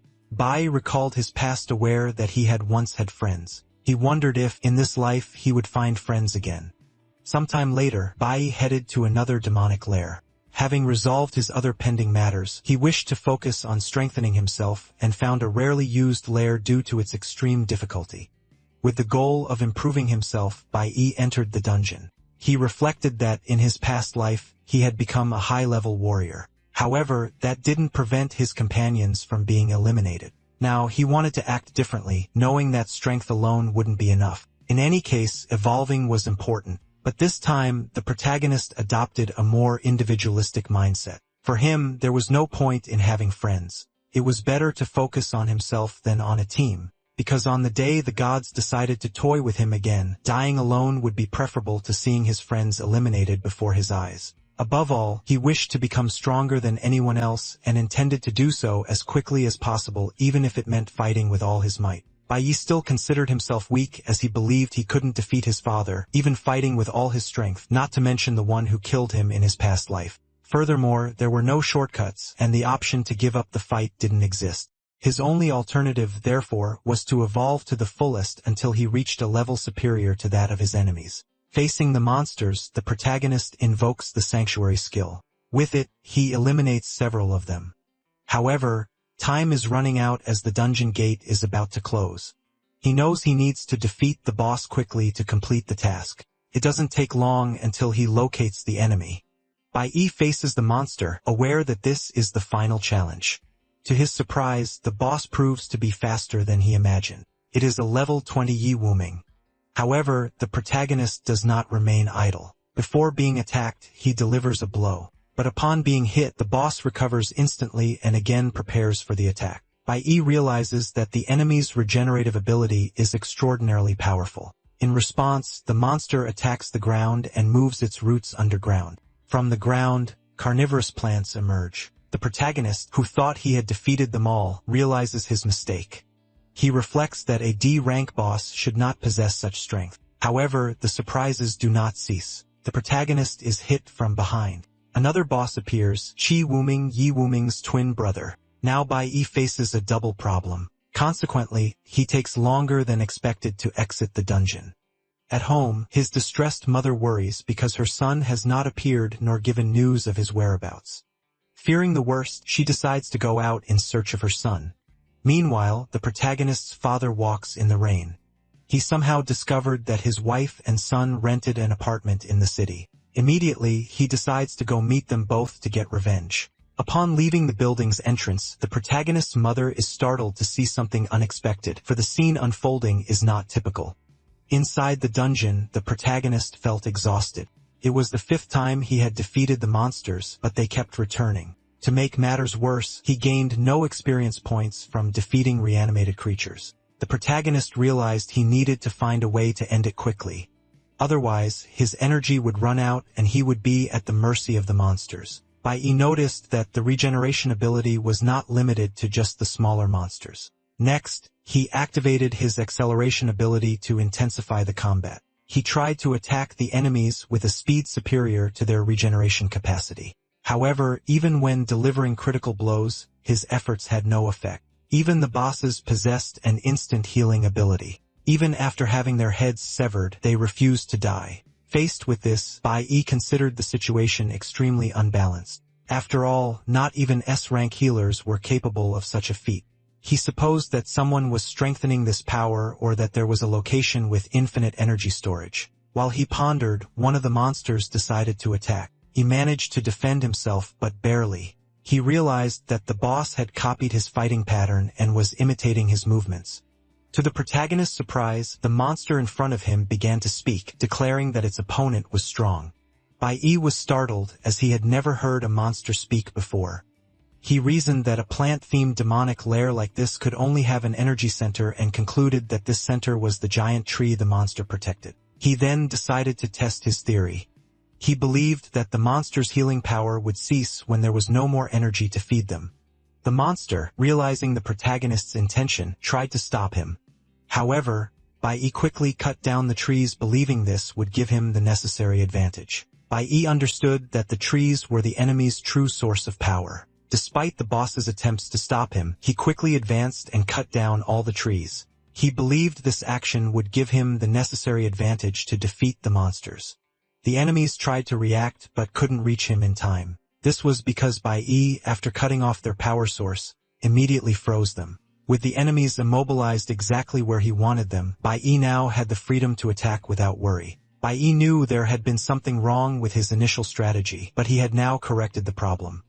Indeed, as soon as the trees fell, the enemy's power drastically diminished. He managed to defeat one of the enemies, gaining a considerable amount of experience. Upon witnessing his twins fall, the other monster managed to break free from the ice. However, Bai Yi showed no concern. After all, he no longer saw that boss as a significant threat. To his surprise, the boss surrendered and asked to be eliminated. Bai Yi considered it the first time he had witnessed such behavior from a boss. Regardless, he would grant the monster's request. Thus, he defeated the enemy and collected the dropped material, a poisonous thorn essential for forging the infinite poison spear, a weapon of great power. After the boss's defeat, the dungeon entrance opened again. However, before leaving, Bai Yi noticed that his level had increased considerably and that he was about to acquire a new class. Yet, as soon as the transformation was complete, he realized it was a blue class, a flower summoner type.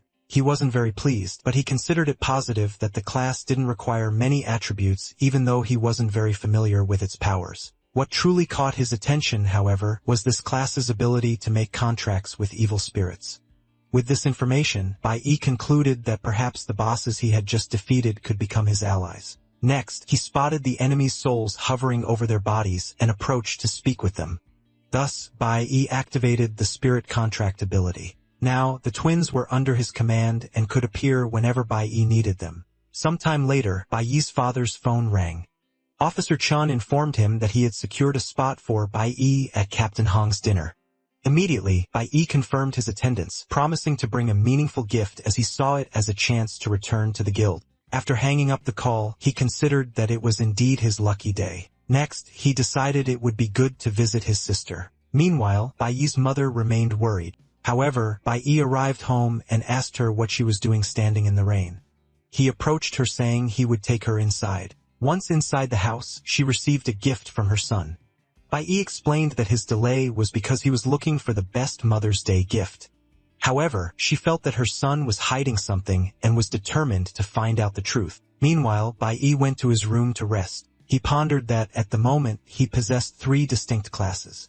2 of them had reached rank D, but he considered that it was still not enough. For he knew that sooner or later, he would find his father, and knowing him well, he imagined that he might have bribed one of the guards to get out early.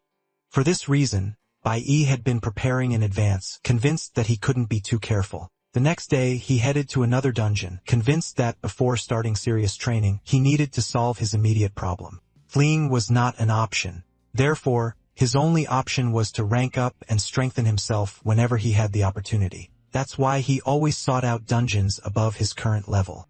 He believed that only then would he be able to face a greater evil. Because to confront a powerful enemy, it was essential to be properly prepared. At the School of the Awakened, Professor Huang announced that the assessment results had been released. She informed them that Bai Yi and Shi-In had secured 1st and 2nd place in the school, respectively, with the highest scores, and that recordings of their performances had been sent to the guild for review. Because of this performance, both earned a spot in the training journey. Furthermore, due to Bai Yi's excellent result, they would have an audience with the Divine Guild. Not even Bai Yi had expected this. The possibility of meeting the guild in person had not even crossed his mind. His classmates celebrated the achievement, believing that Bai Yi was destined for great things. After class in the principal's office, Hong Liang asked his nephew Hong Chongxing if he was sure he didn't want to accompany the other 2. Principal Hong Liang mentioned that the boy's father had finally shown up to see him, suggesting that Chongxing could use the situation as an excuse to go to headquarters and join the training journey. Hong Chongxing, however, stated that he had placed 3rd and did not want to go to headquarters without earning it himself, as everyone would then think he depended on his father for everything. His uncle appreciated his nephew's attitude and hoped that Chongxing's father would notice the boy's maturity. However, Hong Chongxing made a request. He wanted access to the sealed rank D dungeon in the back mountain, as he would use it to grow stronger. Meanwhile, it was revealed that Jiling was the school's general director's nephew. Unlike Chongxing, Xiling pleaded with his uncle General Director Zi Yunqing to let him participate in the training journey, claiming to be the sole heir of the Zi family. Zi Yunqing noted that the young man was the last of his lineage, but still acted on impulse. He then asked why he had acted that way during the simulated combat. The General Director knew very well that Xiling had manipulated the monster to harm the novices. He stated that the superiors were not fools and that Xiling's belief that he would go unnoticed after what he did was disrespectful to them. He added that as General Director, he managed to cover up his nephew's actions, but emphasized that if Xiling were not family, he would no longer be studying there. Upon hearing all this, Zeeling broke down in tears begging for forgiveness. His uncle, however, did not want to hear excuses, explaining that he only covered for him because, in a way, his nephew's actions had been useful. He revealed that because of Zeeling's actions, the superiors had noticed Bai Yi even more, and now began to suspect there was something unusual about that boy. The general director stated that Bai Yi's evolution was inexplicable, and because of this, someone from the guild wished to meet him personally. He also informed them that he would allow his nephew, Shilin, to participate in the training journey, but he warned him to stay in line. Otherwise, not even he would be able to protect him. Shilin was excited to learn that he would be going to the guild. Since he hadn't managed to harm Bai Yi the last time, he would have another chance. Furthermore, Zeeling also wanted to settle scores with Hele and the others. Meanwhile, Bai Yi's friends were excited for him. They believed that an invitation to join the school's strongest guild was not for just anyone. After all, candidates usually went through several tests and many were not selected, but Bai Yi had been invited directly. Such an invitation was rarely distributed, which in the eyes of others only demonstrated how special Bai Yi was. However, Bai Yi showed no interest whatsoever. He took the invitation he received and threw it in the trash in front of everyone. Obviously, no one understood Bai Yi's attitude, but he simply turned his back and left. His classmates were perplexed. However, the most studious classmate had already understood everything. He commented that Bai Yi probably had no intention of joining anyone. From the way he was acting now, his goal was to lead, not to be a subordinate. After class, Bai Yi headed to the mountain behind the school. He had gained access to the rank D lairs and knew that no one else would appear there at night. Accompanying him was Hong Changxing, who was responsible for the authorization. Bai Yi had arranged everything in advance, but he thought it best to enter alone, believing that only he could face such a challenge. However, Hong Changxing refused to just observe and wanted to enter as well. Bai Yi had promised to teach Hong Changxing how to evolve quickly on the condition that he gained access to this lair. He just didn't imagine that he would gain access to all the rank D dungeons in the school. In any case, the two entered and Hong Changxing showed difficulty in fighting. Bai Yi even offered help, but Hong Changxing refused, stating that he could manage on his own. As he watches Hong Changxing fight, Bai Yi reflects on his situation. He still hasn't met the requirements to access the warrior's tower and therefore cannot enter it. Having practically cleared all the lairs he found, the school's dungeons are his only option at the moment. He knows that the higher an awaken's rank, the more experience is needed to level up. After reaching rank D, evolution becomes progressively slower. Noticing that Hong Changxing was in trouble, Bai Yi decides to intervene, which annoys the boy. Despite this, Hong Changxing finally reaches rank D and realizes that training away from his family's bodyguards is much more effective. Bai Yi also evolves, reaching rank C, and thinks that with his current attributes, can handle the pending problem without difficulty. Upon arriving home, Bai Yi's mother asks if he has been going out with any girls. Bai Yi replies that he hasn't, claiming he is still in middle school. Then his mother questions why he is arriving so late. She explains that it's normal to like someone, and if that's the case, advises him to pursue love without fear as he will regret it if he lets the opportunity pass. Bai Yi thinks there was only one girl in his life he truly cared about, Lu, his former team member. She always courted him during missions, but Bai Yi always pushed her away. Even with all her advances, the protagonist saw her only as a friend. Furthermore, he was the team captain and took his work seriously, not seeing any possibility of romance between them. However, when he saw her perish before his eyes, it left him deeply furious. In his past life, his master saved him from death row, and soon after, he met Haley in the capital of the Sacred Kingdom. But now, Bai Yi doesn't even know where she is and imagines that in this life, it will be difficult to find her again. After all, only he remembers what happened in his past life. Now, both are complete strangers to each other even if they meet again. What Bai Yi doesn't know is that Healy is closer than he imagines. She receives information that Bai Yi hasn't responded to any of her messages and is ignoring the guild. Healy thinks the situation is getting even more interesting and concludes that she will have to speak with Bai Yi personally. Finally, Bai Yi's birthday arrives. His mother hands him the promised gift. Upon opening the box, Bai Yi finds the wrapping and inside it, a card from his mother. He notices the gift is a scarf but finds it odd as it is still summer. He then asks his mother if she knew he was about to go to the sacred realm. She confirms, explaining that the sacred realm is quite cold and that he would need to dress warmly. Bai Yi then realizes that his mother knew about his plans all along and that there was no point in trying to hide anything anymore. Still, his mother suggests that since it's his birthday, he should invite friends to celebrate. Bai insists that he has no friends. However, back at his school, Bai is surprised. One of his old friends appears with a gift, an action figure of his favorite model, which he hands to Bai. The nerd also approaches with a gift and hands him a special item. Bai sees that it is the original tape of his favorite movie and is impressed. He recalls that in his past life, he and the nerd used to skip class to watch old movies, and he is surprised that his classmate still remembers this. The nerd asks Bai not to let the teachers find out and hopes he likes the gift. Bai thanks him as he truly liked it very much. To his surprise, Chi-in also appears with a gift. Bai's classmates are shocked to see him receive a gift from a girl.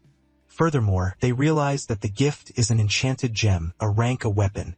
Bai argues that it is too valuable and that he cannot accept it. Chi-in explains that if it weren't for him, she wouldn't have been selected for the training journey, and that is why she would like to thank him appropriately. She adds that the item is not that valuable to her family, and that it would be much more useful to Bai than to anyone else. Bai considers that indeed it would be a waste to refuse something like that. He imagines that Chi-in chose the gift after seeing him use a more basic magic weapon, and he notices the girl's attention to detail. Furthermore, he feels touched to notice that even with his cold demeanor, all his friends remembered his birthday and brought him gifts. Meanwhile, the boys wonder since when Chi-in and Bai became so close. Curious, Chi-in asks what they are talking about. Thinking of a way to return the kindness, Bai invites everyone to dinner, stating that the meal would be on him.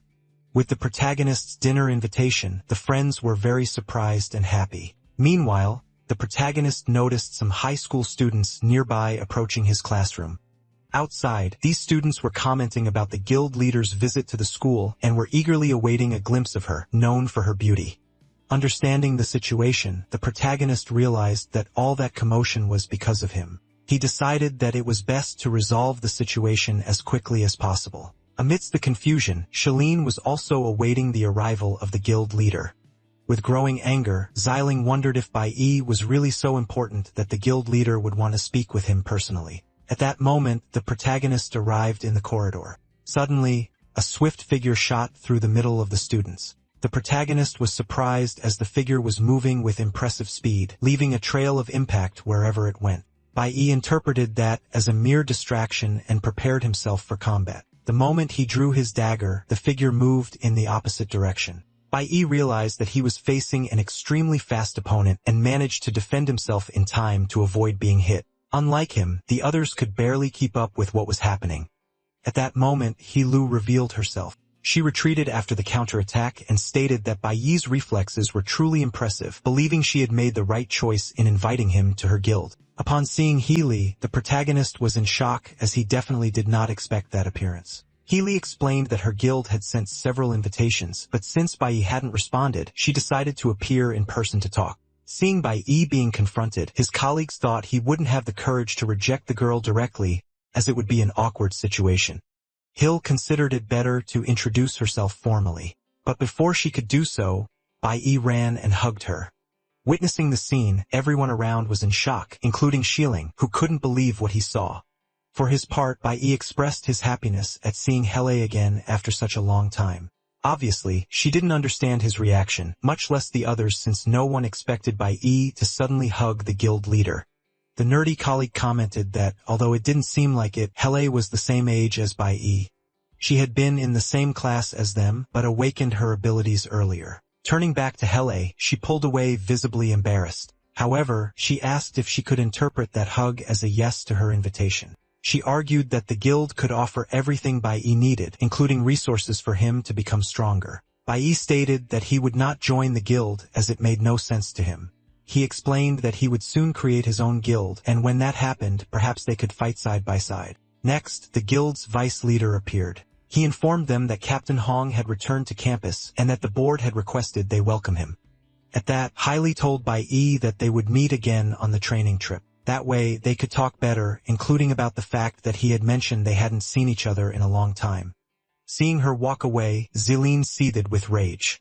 Not only him, but everyone present witnessed what happened and began to comment. Mainly because instead of pushing Bai away, Hill treated him well after the hug. This generated gossip among the students. Bai Yi himself didn't imagine that would happen and acted on impulse. In his previous life, his team members never talked about each other's pasts. For this reason, Bai Yi never knew that Hil Lu had studied at the same school as him. However, he thought that this was without a doubt the most unusual birthday he had ever had. After class, Bai Yi took his friends to the steakhouse as promised. While the boys enjoyed their meal, Chen asked Bai Yi if he would really form a guild and what he meant by saying he wouldn't stay there for long.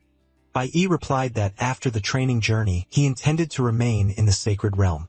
Then his nerdy friend asked if Bai Yi would drop out of college to open the guild. Bai Yi clarified that it wasn't quite like that.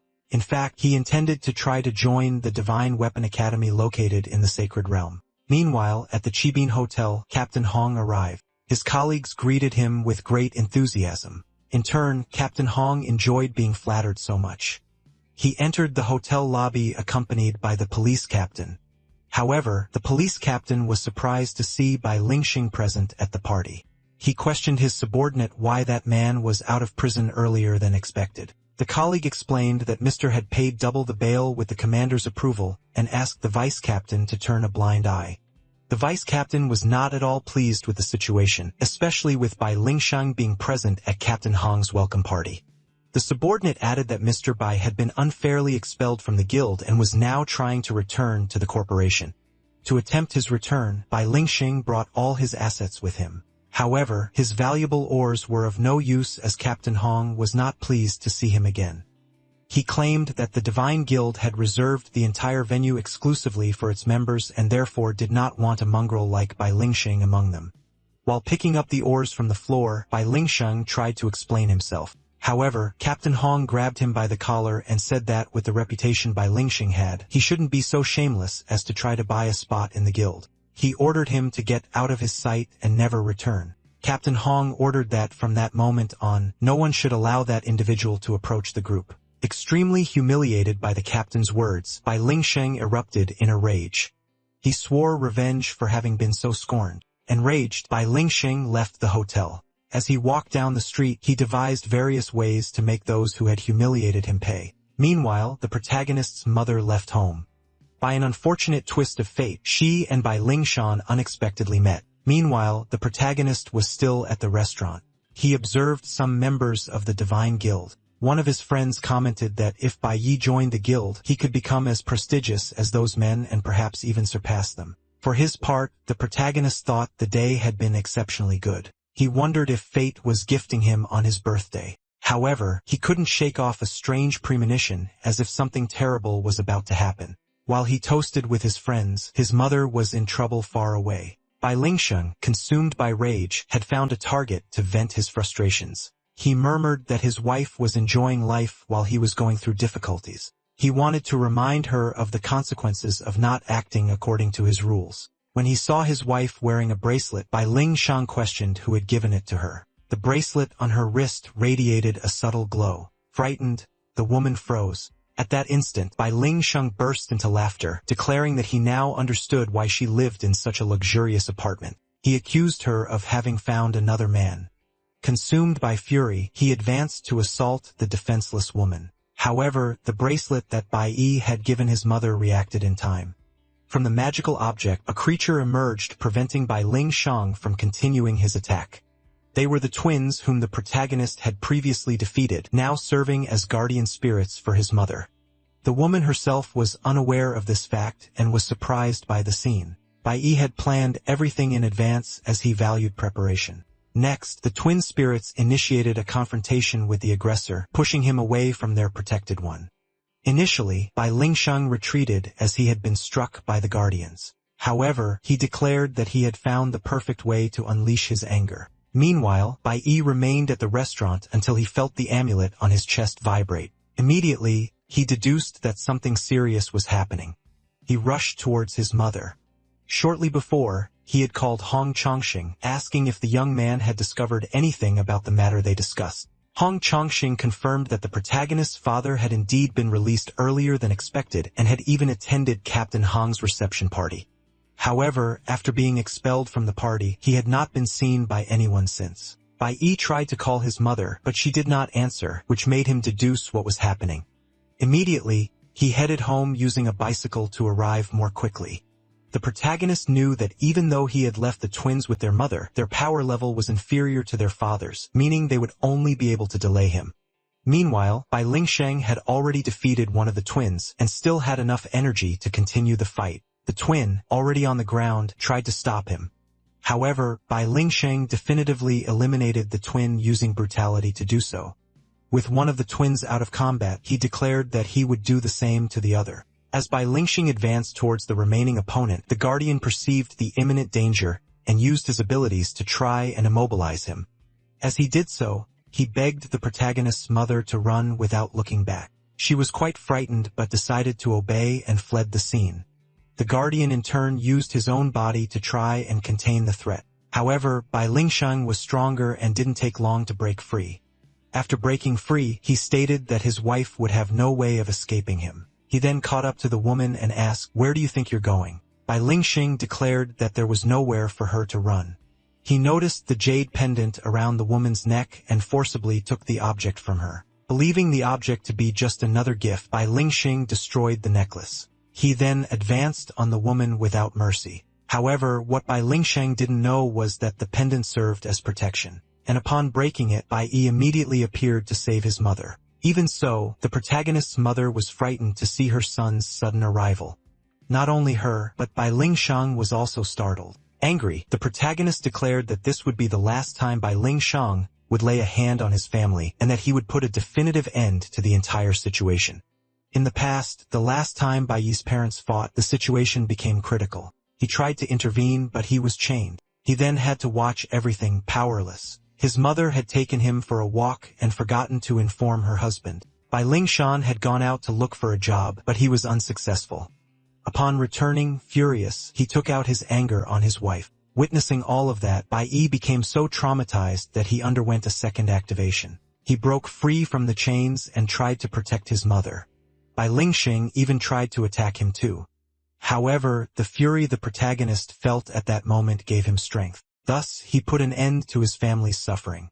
However, on that same day, he lost both his father and his mother. Since then, he lived without a family. But in this life, he wishes to act differently.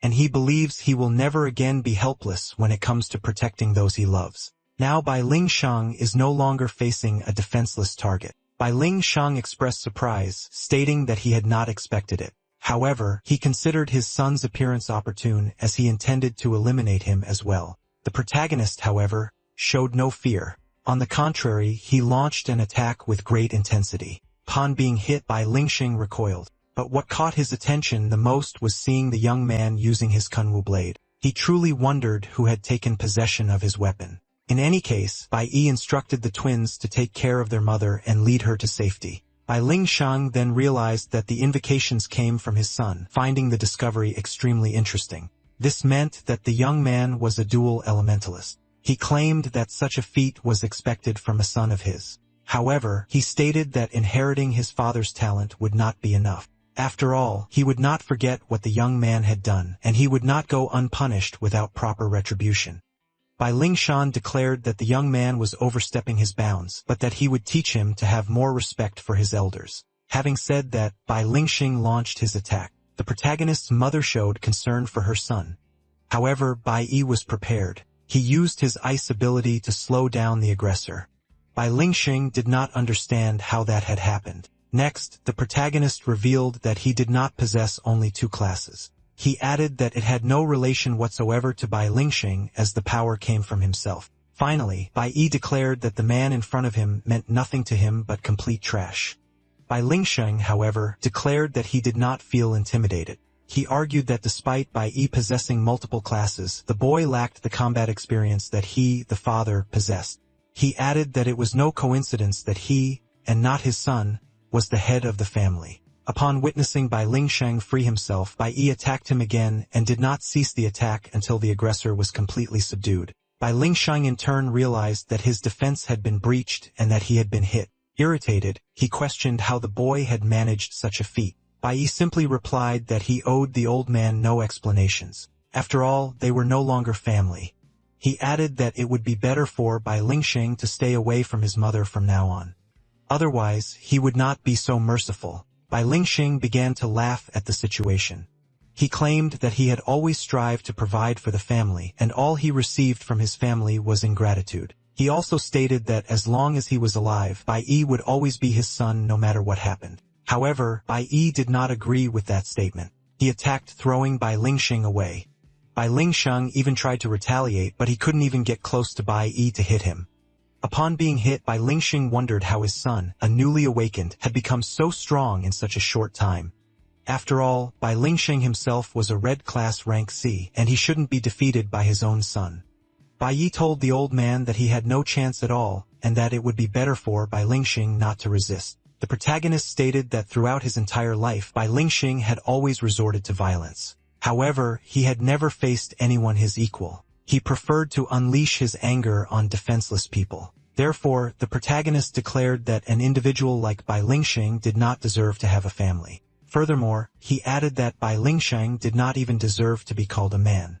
Consumed by rage, the protagonist slammed Bai Lingxing's face into the ground. The protagonist's mother watched the scene, impressed as she had never seen her son act that way. Defeated, Bai Lingxing asked the boy to reconsider. He argued that above all, he was the one who had raised Bai Yi from the beginning, and that the boy should at least consider the blood ties that bound them. However, the protagonist questioned whether such a blood tie had ever prevented Bai Lingxing from assaulting his own family. He stated that Bai Lingxing had always been cruel. No matter how much his son or wife begged for mercy, he never showed compassion. Furthermore, he always acted with extreme violence, never once reflecting that he was doing all of that to his own family. Consequently, whenever Bai Lingxing was around, they never had a single day of normalcy. Therefore, he had no right to argue in his own favor because a man who committed such acts did not deserve to have a family. Prostrate on the ground, Bai Lingxing apologized. He claimed to recognize his mistakes and promised not to commit them again. However, witnessing that, the protagonist remembered something. In his past life, Bai Lingxing had acted the same way. When he realized he was no match for his own son, he feigned repentance. But when Bai Yi let his guard down, he was attacked by his father. Now, the protagonist thought he would not fall for the same trick twice.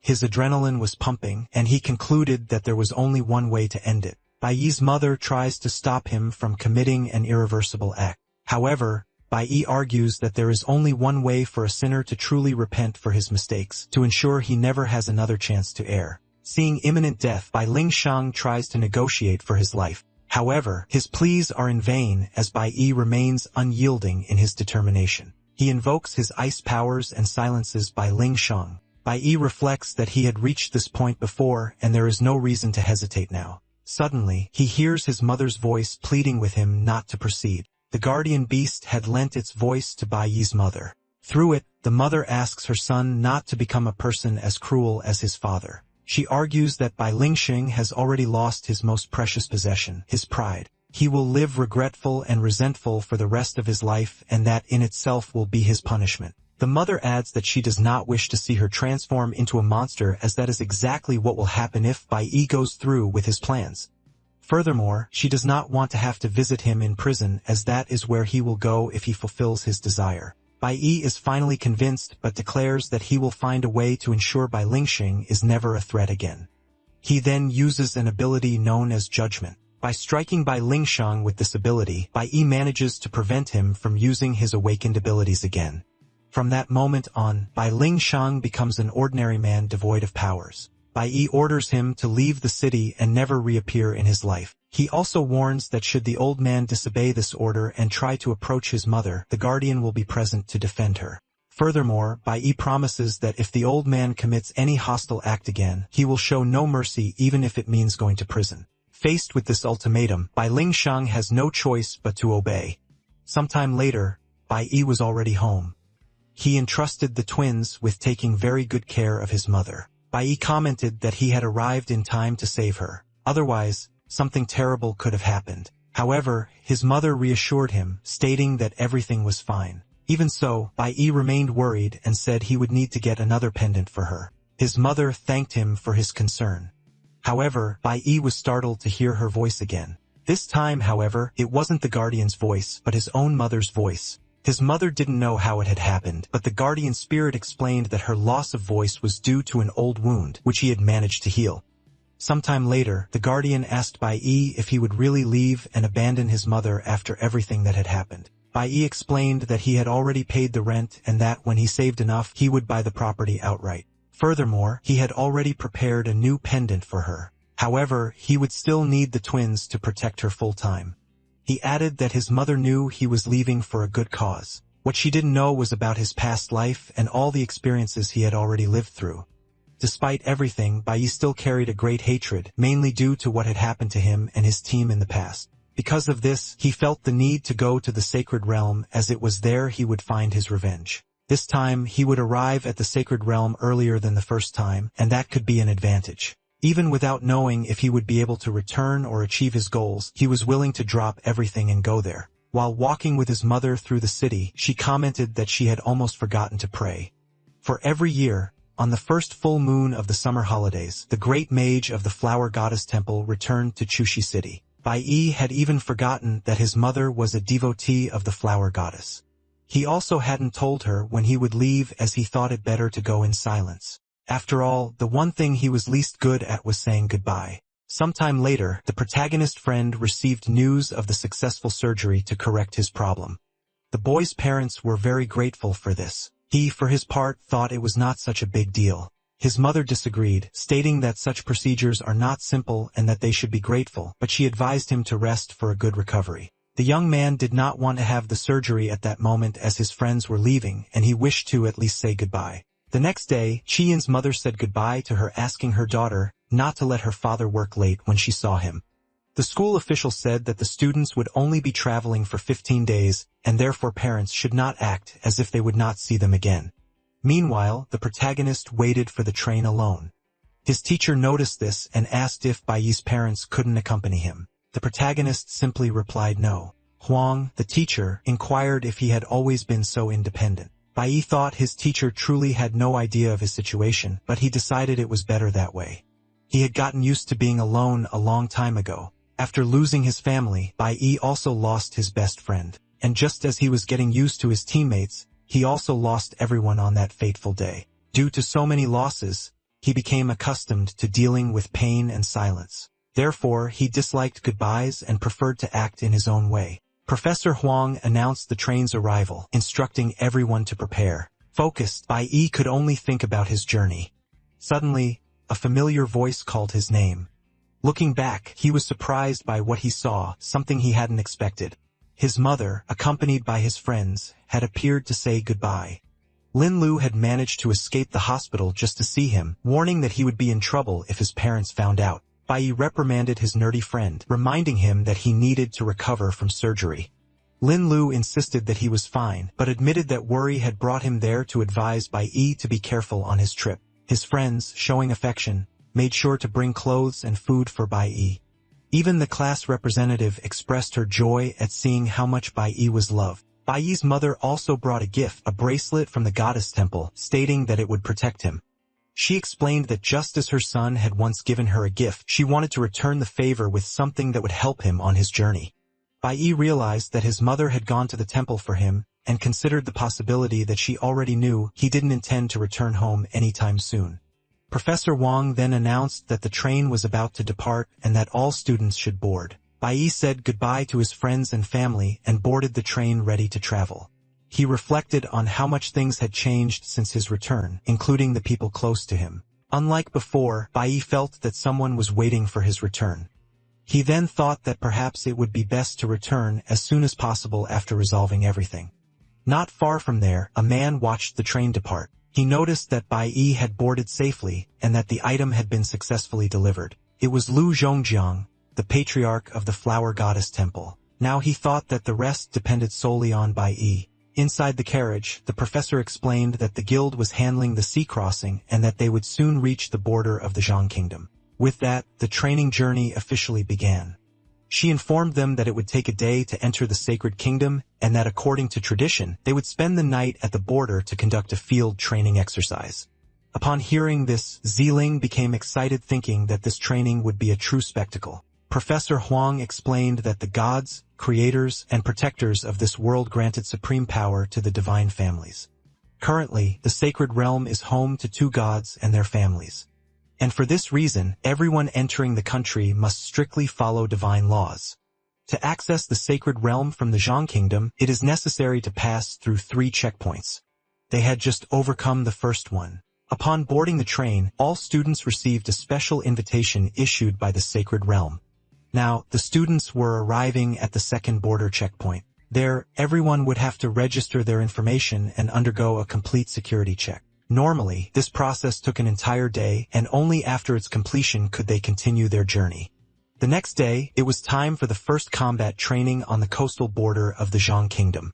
Chi-in noticed the protagonist wearing a new outfit and commented that he looked older.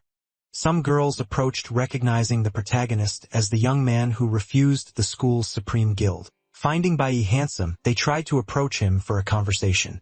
They were older students, and due to rumors, everyone already knew who Bai Yi was. However, Bai Yi was not interested in conversation and left them talking to themselves. Bai Yi only thought that the beasts of the desolate land were too weak and would not help him rank up, which would hinder his level advancement. At that moment, an older student approached, boasting that he had also been the best student in his time and stated that fighting the beasts in that location was no big deal. His name was Zhang Jun, and he claimed that fighting beasts in real combat was much more challenging. Upon hearing this, the girls began to show interest. They cast their charm on Zhang Jun, as Bai Yi knew they only wanted to be protected. In any case, Professor Huang reinforced that the students on that journey were part of the school's elite. She instructed the students to train only in the designated area, avoid acting alone, and return to the camp to finish training by 8 in the evening.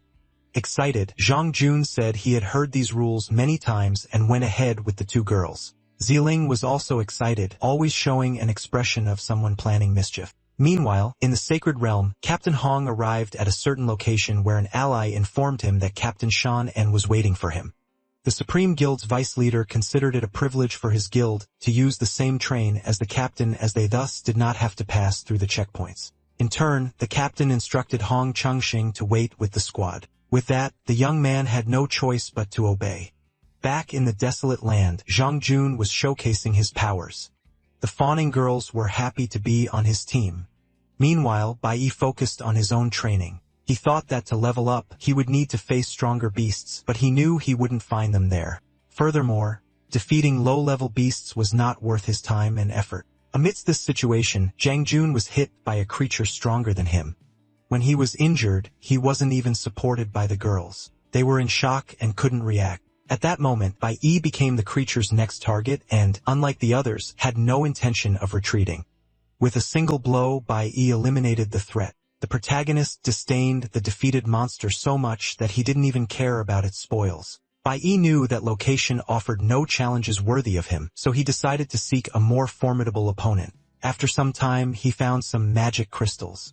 However, he noticed that these crystals concentrated great energy and usually formed in demonic layers or areas infested by beasts. The magic in the crystals, however, was almost depleted, suggesting it had been drained some time ago. The trees in the region also seemed to have been drained. Bai Yi wondered what kind of enemy would be capable of absorbing such immense energy. After walking for a while longer, he reached the end of the trail. Upon inspecting the area more closely, he found a strange flask on the ground. On the object there was an inscription indicating it belonged to Zifeng Industries. As night fell, it was time to conclude the training. The teacher prepared dinner for the students using beast meat. She explained that combat training simulated life in the wild, and finding food like that was an essential part of survival in a hostile environment. Some students were reluctant to eat monster meat, while others did not hesitate. Meanwhile, the students noticed that Bai Yi had not yet returned to the camp. Chi-in expressed surprise, praising the teacher for being not only good at theory, but also at applying her teachings in practice. Wang revealed that before becoming a teacher, she had studied to join the Divine Guild. However, she was not considered good enough to pass the test. The teacher confided in the class representative that it was her first time in the sacred realm asking for secrecy. Huang added that thanks to Chi-in and Bai Yi, she finally had the opportunity to visit the place she had always dreamed of seeing. While she was talking, Chi-in barely noticed something approaching. Unlike the student, the teacher perceived the danger and quickly managed to protect Chi-in in time. However, the teacher herself ended up being hit by an enemy attack, and Chi-in witnessed everything before her eyes. Frightened, the other students tried to understand what was happening. Meanwhile, Bai Yi was trying to return to the camp as quickly as possible. He had discovered that a powerful demonic beast was on the loose. However, Bai Yi could not arrive in time as the teacher was caught off guard. Huang instructed the students to run to the nearest guild. The teacher knew very well that she was facing a rank B demonic beast and intended to at least distract it while the students fled from danger. On that same day, upon arriving at the location, Xiling put his plan into action. Furious that Bai Yi had stolen all the attention for himself, he sought revenge. To do this, he brought the demonic beast with him and released it to absorb the environment's nutrients. Xiling believed that after the beast acted and everyone was injured or defenseless, he would emerge to save the day, thus earning the fame of a hero. However, the situation spiraled out of control. Xiling found himself helpless as the beast became more powerful than he had imagined, turning into a problem he could no longer manage. Cowardly, Xiling decided to stay away from the action, leaving the others at the mercy of danger. Due to his recklessness, Professor Huang was the first to be hit and others were also at risk. While running, the protagonist recalled that in his past life, he had faced a rank S enemy, a monster that had given him a lot of trouble. From that experience, he knew that the current adversary was strong in both defense and attack. Furthermore, the most powerful person there was Professor Huang, but she was rank C, significantly inferior to the rank B beast. The protagonist himself recognized that he would not be able to defeat the creature without using his full potential. However, by doing so, he would reveal his true capabilities to all the students, which could attract the attention of the so-called gods. Turning back to the professor, she realized that the monster had already injured half the class. She also noticed that the creature's attacks caused paralysis. Desperate, she did not know what to do in that situation. The creature, in turn, was feeding on people's energy. Shi-In was the one who resisted the most, but even she was at the monster's mercy. However, before the creature could attack again, it was hit. Huang declared that she would not allow the monster to approach her students. With that, she became the enemy's primary target, as she had drawn all the attention to herself. The creature advanced to deliver the final blow, but before it could do so, the protagonist arrived in time to save the professor. Bai Yi positions himself in front of the teacher and protects her counter-attacking the enemy. In doing so, he prevents Huang from being defeated. He reflects that his power is still insufficient against such a formidable enemy. For now, he can only control the beast. Next, he attacks the enemy with a blast device and manages to freeze the creature completely. However, this action does not go unnoticed as all the other students witnessed Bai Yi change classes. Bai Yi ponders that there is not much to do. He cannot allow the others to be eliminated even if it means revealing his secret. Teacher Huang, despite being in the most critical situation, shows concern for her student. Meanwhile, the monster has not yet given up the fight. The creature performs the feat of disappearing before everyone's eyes. The students become truly frightened, but the protagonist knows that the danger has not ceased as the creature can return at any moment. With his current strength, Bai Yi knows that he cannot defeat the monster, but he can at least seize the opportunity to help the others retreat. The teacher instructs the students to go ahead, as she needs to remain until she assures everyone has fled, including Xiling, who has not yet returned. Huang is responsible for the students and needs to ensure that no one is left behind. The location and time were agreed upon in advance, and she believes she cannot abandon the camp leaving anyone behind. However, the protagonist claims that Xiling was responsible for releasing the creature. A flashback reveals that in the past, the enemy infiltrator in Bai Yi's team was the one who prepared breakfast. Everyone ate without suspecting anything, including Bai Yi, the team leader. The infiltrator barely showed any signs of what was to come, and he relied on this discretion as he needed everyone to ingest the food. On the day of the attack on the team, everyone was paralyzed, unable to react.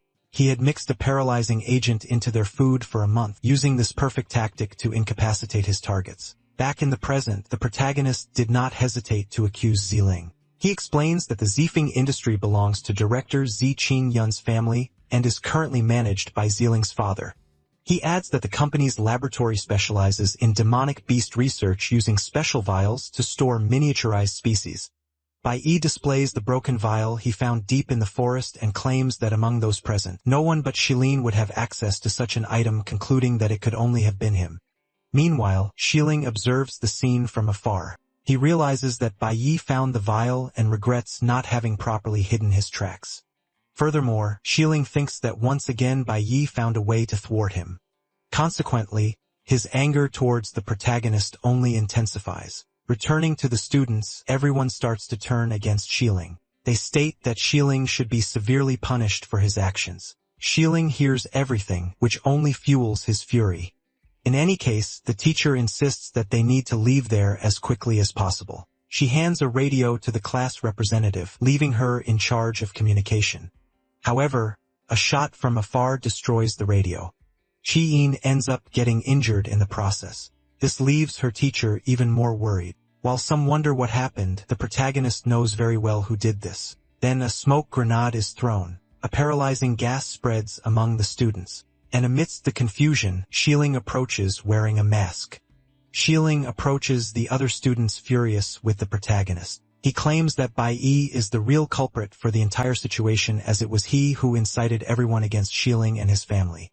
For this reason, no one would leave there alive. However, Bai Yi, unlike the others, is not affected by the gas. He approaches Shilling and asks if he truly plans to get rid of all the students. While some can barely stand due to the smoke, Shilling continues to throw grenades into the area, showing no mercy for his classmates. He reveals that he was saving these grenades to use against the creature because he, Shilin, was supposed to be the class's savior, not Bai Yi. However, since the protagonist decided to ruin his plan, everyone would pay for having chosen to flatter the wrong student. Shilin points his bow at the protagonist, but before he can shoot, Professor Huang tries to convince him to give up. She states that it is still possible to do the right thing and that Shilin doesn't need to act that way. After all, she believes that everything was just an accident because the Shilin she knows would never harm his classmates. In turn, Shilin replies that it's too late and there's no turning back now. Professor Huang realizes that she can barely move and that if she continues like this, she will faint like the others.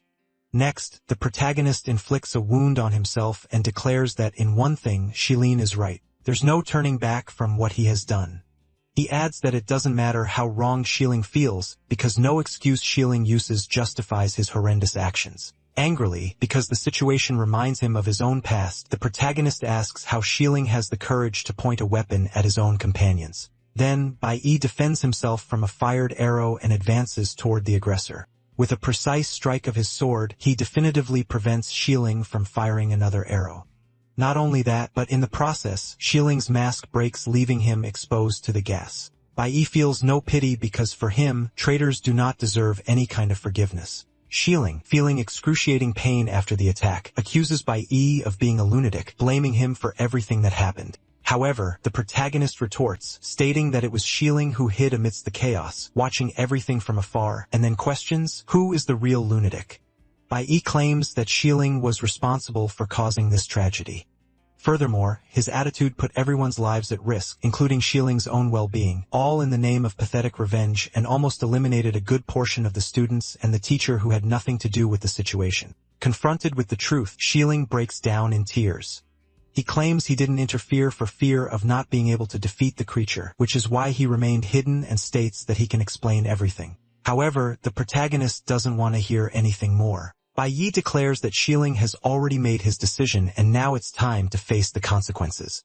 Desperate, Shilling begins to think that Bai Yi is even crazier than him, as he truly intends to eliminate him. However, Bai Yi doesn't do it. Instead, he uses his ability to nullify an individual's powers. Thus, in addition to feeling intense pain, Shilling loses his awakened abilities forever. Bai Yi applied what he deemed necessary, leaving Shilling permanently unable to be a threat. In turn, the spoiled boy, who once had everything he wanted, now finds himself reduced to a crybaby, begging for help. No sooner had one problem been solved than another immediately arose to complicate the protagonist's life. Bai Yi heard his teacher call for help as the previous beast had returned. He considered it a terrible time. Although he was not affected like the others, the gas weakened his movements. What was already difficult now became even more complicated. However, there was no other option but to face the monster. Suddenly, something surprising happened. A lightning bolt appeared out of nowhere and struck the creature directly. The monster was cut from top to bottom but remained standing. Professor Huang exclaimed that Yahello had arrived at the right moment. Yahello, in turn, admitted that the monster was difficult to face alone. Then she asked Bai Yi if he could help her. Even surprised by the sudden appearance, Bai Yi prepared for the fight. However, the monster used its camouflage. The protagonist explained that the creature possessed a very effective camouflage ability as he had wounded it before, but it had escaped without a trace. Even with his leg injured, Bai warned that the paralyzing effects of the gas were taking hold and that everyone would soon fall asleep. Realizing that he was the only one in the class still standing, Hill was surprised by the protagonist's resistance to the gas's effects. As a precaution, she handed him a first aid potion. Hill informed him that the guild had been called, but she didn't know when reinforcements would arrive, so they needed to buy time. Bailey supposed that the beast was analyzing its targets, waiting for the right moment to attack. His supposition was correct as the creature attacked shortly thereafter. The protagonist was almost hit head-on. Quickly, Healy attempted a counterattack, but the creature dodged. However, the monster couldn't dodge so many attacks and ended up being hit by one of them. Hila noticed that Bai had recovered very quickly. The protagonist stated that he was ready to fight and that if they worked together, they could win. Bai praised Hilo's attacks and reflexes, considering them excellent. However, he reminded her that despite her skills, she was still a student and her safety should be the top priority. Hilo in turn retorted that he acted as if he wasn't a student himself. At that instant, the monster rose again. The protagonist then suggested they attack together. They agreed and synchronized their attacks. This time, however, the situation was different. The monster managed to defend itself effectively and pushed the protagonist away with a blow. Hele stated that she could attack. However, upon trying to hit the monster, she realized she couldn't break through the enemy's defense at all. Bai, sensing the imminent danger, tried to warn his colleague. However, Healy couldn't get away in time and was hit by the enemy. Furthermore, she noticed that the monster's attacks contained poison. In response, the protagonist blocked the enemy. He pondered that the monster was learning their attack patterns, even managing to protect itself from Hello's blows. Moreover, the monster was absorbing nutrients from the area, progressively growing stronger. He concluded that if the battle prolonged, they wouldn't be able to hold out until reinforcements arrived. Additionally, He had been severely wounded. Bai felt it was his duty to act as quickly as possible. A flashback revealed a past scene where Bai asked his team what the correct course of action would be when the opponent proved superior. On that occasion, He had replied that the correct thing to do would be to retreat, but she emphasized that the Divine Squad never retreated. Bai then explained that for such situations, they had the rat bait plan. The plan involved one member attacking the enemy with full force, provoking a counterattack. This way, the enemy would expend all its energy attacking and defending itself. Meanwhile, another team member would await the opportune moment to deliver the decisive blow and end the fight. Bai managed to attract the monster's attention, then he instructed Hila not to attack immediately, guiding her to focus on recovering her energy. Hila expressed her reluctance to let him fight alone. She was aware of the risk and despite Bai's talent, knew that he wouldn't be able to win the fight by himself. However, even as a top-tier gold-level professional, Hila realized that Bai was in complete control of the situation, acting as the true leader. Bai attacked the monster with intensity. During the attack, he lost his weapon. Witnessing this, Hila became alarmed. To make matters worse, she saw Bai take a direct hit. Even wounded, Bai ordered her not to act. Hila was deeply confused, questioning how she could remain inactive while a comrade was severely injured. The creature in turn believed it had won. The monster possessed enough consciousness to consider humans inferior, believing that, in the end, they were all just food for its kind. Meanwhile, Bai thought the right moment was near. Then, he finally gave the order for Hilu to act. Immediately, the girl prepared for the attack. Bai had realized that every time the monster was injured, it was trying to devour someone. He understood then that the moment the creature was about to feed was ideal for an attack as the monster became more vulnerable. Thus, he merely awaited the precise moment for Hilo to finish the task. That way, with a single blow, she could end the fight. Sure enough, the moment the monster was hit, its body became paralyzed. Now, Bai had achieved his goal. After immobilizing the monster, Hill warned that the paralysis would not last long, urging them to act quickly. Bai responded that it was enough. This time, he would not allow the creature to escape again. Immediately, Bai activated his ability to freeze the enemy. Hill was surprised to realize that Bai possessed more than one class. By this point, the protagonist no longer hid his true strength. He knew he needed to fight with everything he had to ensure victory. Next, Bai unleashed his most powerful attack. With this blow, he finally defeated the monster and took the opportunity to recover from his injuries. Witnessing this, Yahello reflected that in that world, few geniuses managed to possess multiple classes. Seeing someone as young and talented as Bai left her even more impressed. The protagonist then revealed that he was not limited to just 2 classes, but as many as he desired. Taking advantage of the monster's defeat, he absorbed its soul to transform it into an ally. Bai now possessed 2 spiritual contracts with creatures with the possibility of forming for more. After contracting the demonic creature as his new ally, the protagonist named it Changzai.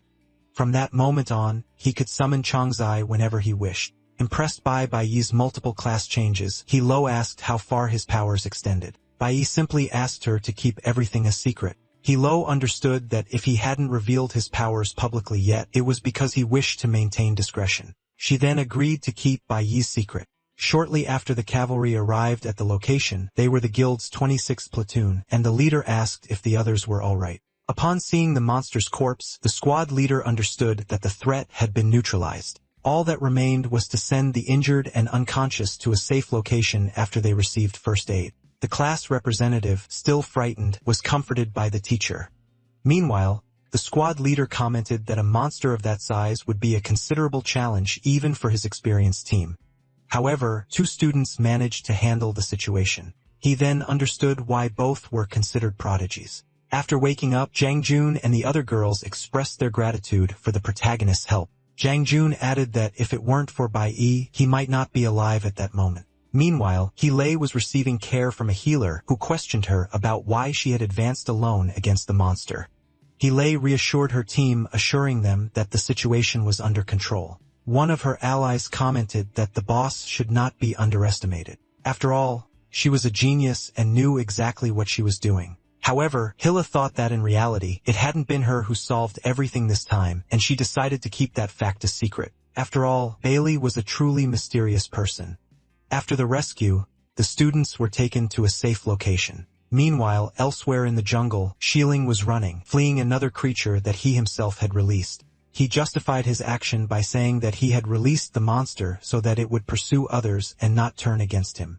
However, Xiling was about to discover that controlling creatures like that was not as simple as he imagined. Sometime later, the students resumed their train journey. The protagonist took the opportunity to study the creature he had captured more thoroughly. Meanwhile, the person in charge of the students reported everything that had happened to his superiors. This made Bai realize that they were constantly under surveillance. After the recent events, it would be even more difficult for him to evolve and conceal his true abilities. In any case, the train finally arrived at the long-awaited Shanghe Kingdom. The train, already within the divine realm, arrived at the campus station. The protagonist anxiously awaited what was to come. Bai knew that this was the richest country in his world, which made the difference from his homeland quite evident. The academy's campus director received the students, informing them that he would accompany them during their visit to the Divine Weapon Academy. Bai knew that the Divine Academy was where his enemy had graduated. Calculating the time, he imagined that his enemy should still be studying there and could barely wait to meet him in person. Sometime later, the students were introduced to the statue of Cadmus Thebes, one of the 5 creator gods of that world. For many, Cadmus Thebes was an idol, as the Thebes family was currently the most powerful in the country, enjoying an invaluable reputation. They were considered special for possessing a direct lineage to a divinity. The campus director explained that Cadmus Thebes had been responsible for defeating a demonic dragon in the past, and that he subsequently founded the Guild of Gods and the academy itself. The Divine Soldiers Academy was the most prestigious in the world. Consequently, the selected students were truly privileged, but considerable effort was also required of them. In addition to needing to achieve at least rank B, candidates also had to pass an extremely rigorous admission exam. For some students, achieving rank B took a lifetime, which made this level extremely difficult to reach. Furthermore, rank B awakened ones were quite rare, and those who reached this level while still young were acclaimed as geniuses. Bai knew this very well. Even so, his enemy had graduated from that academy, which only proved the adversary's extraordinary strength. In the past, the individual named Chris had been introduced to Bai as a new member of his team. The person responsible for integrating Chris into Bai's team stated that he was the academy's best graduate at that time. For this reason, Bai believed that his enemy should still be studying there. And to be able to face him, it would be necessary for Bai to reach rank B as soon as possible. Bai's goal was not to join the academy for prestige or fame, but rather to become stronger than his enemy and one day carry out his revenge. Chi-in reflects that if her colleague is striving to enter the academy, she will also need to do the same to catch up with him.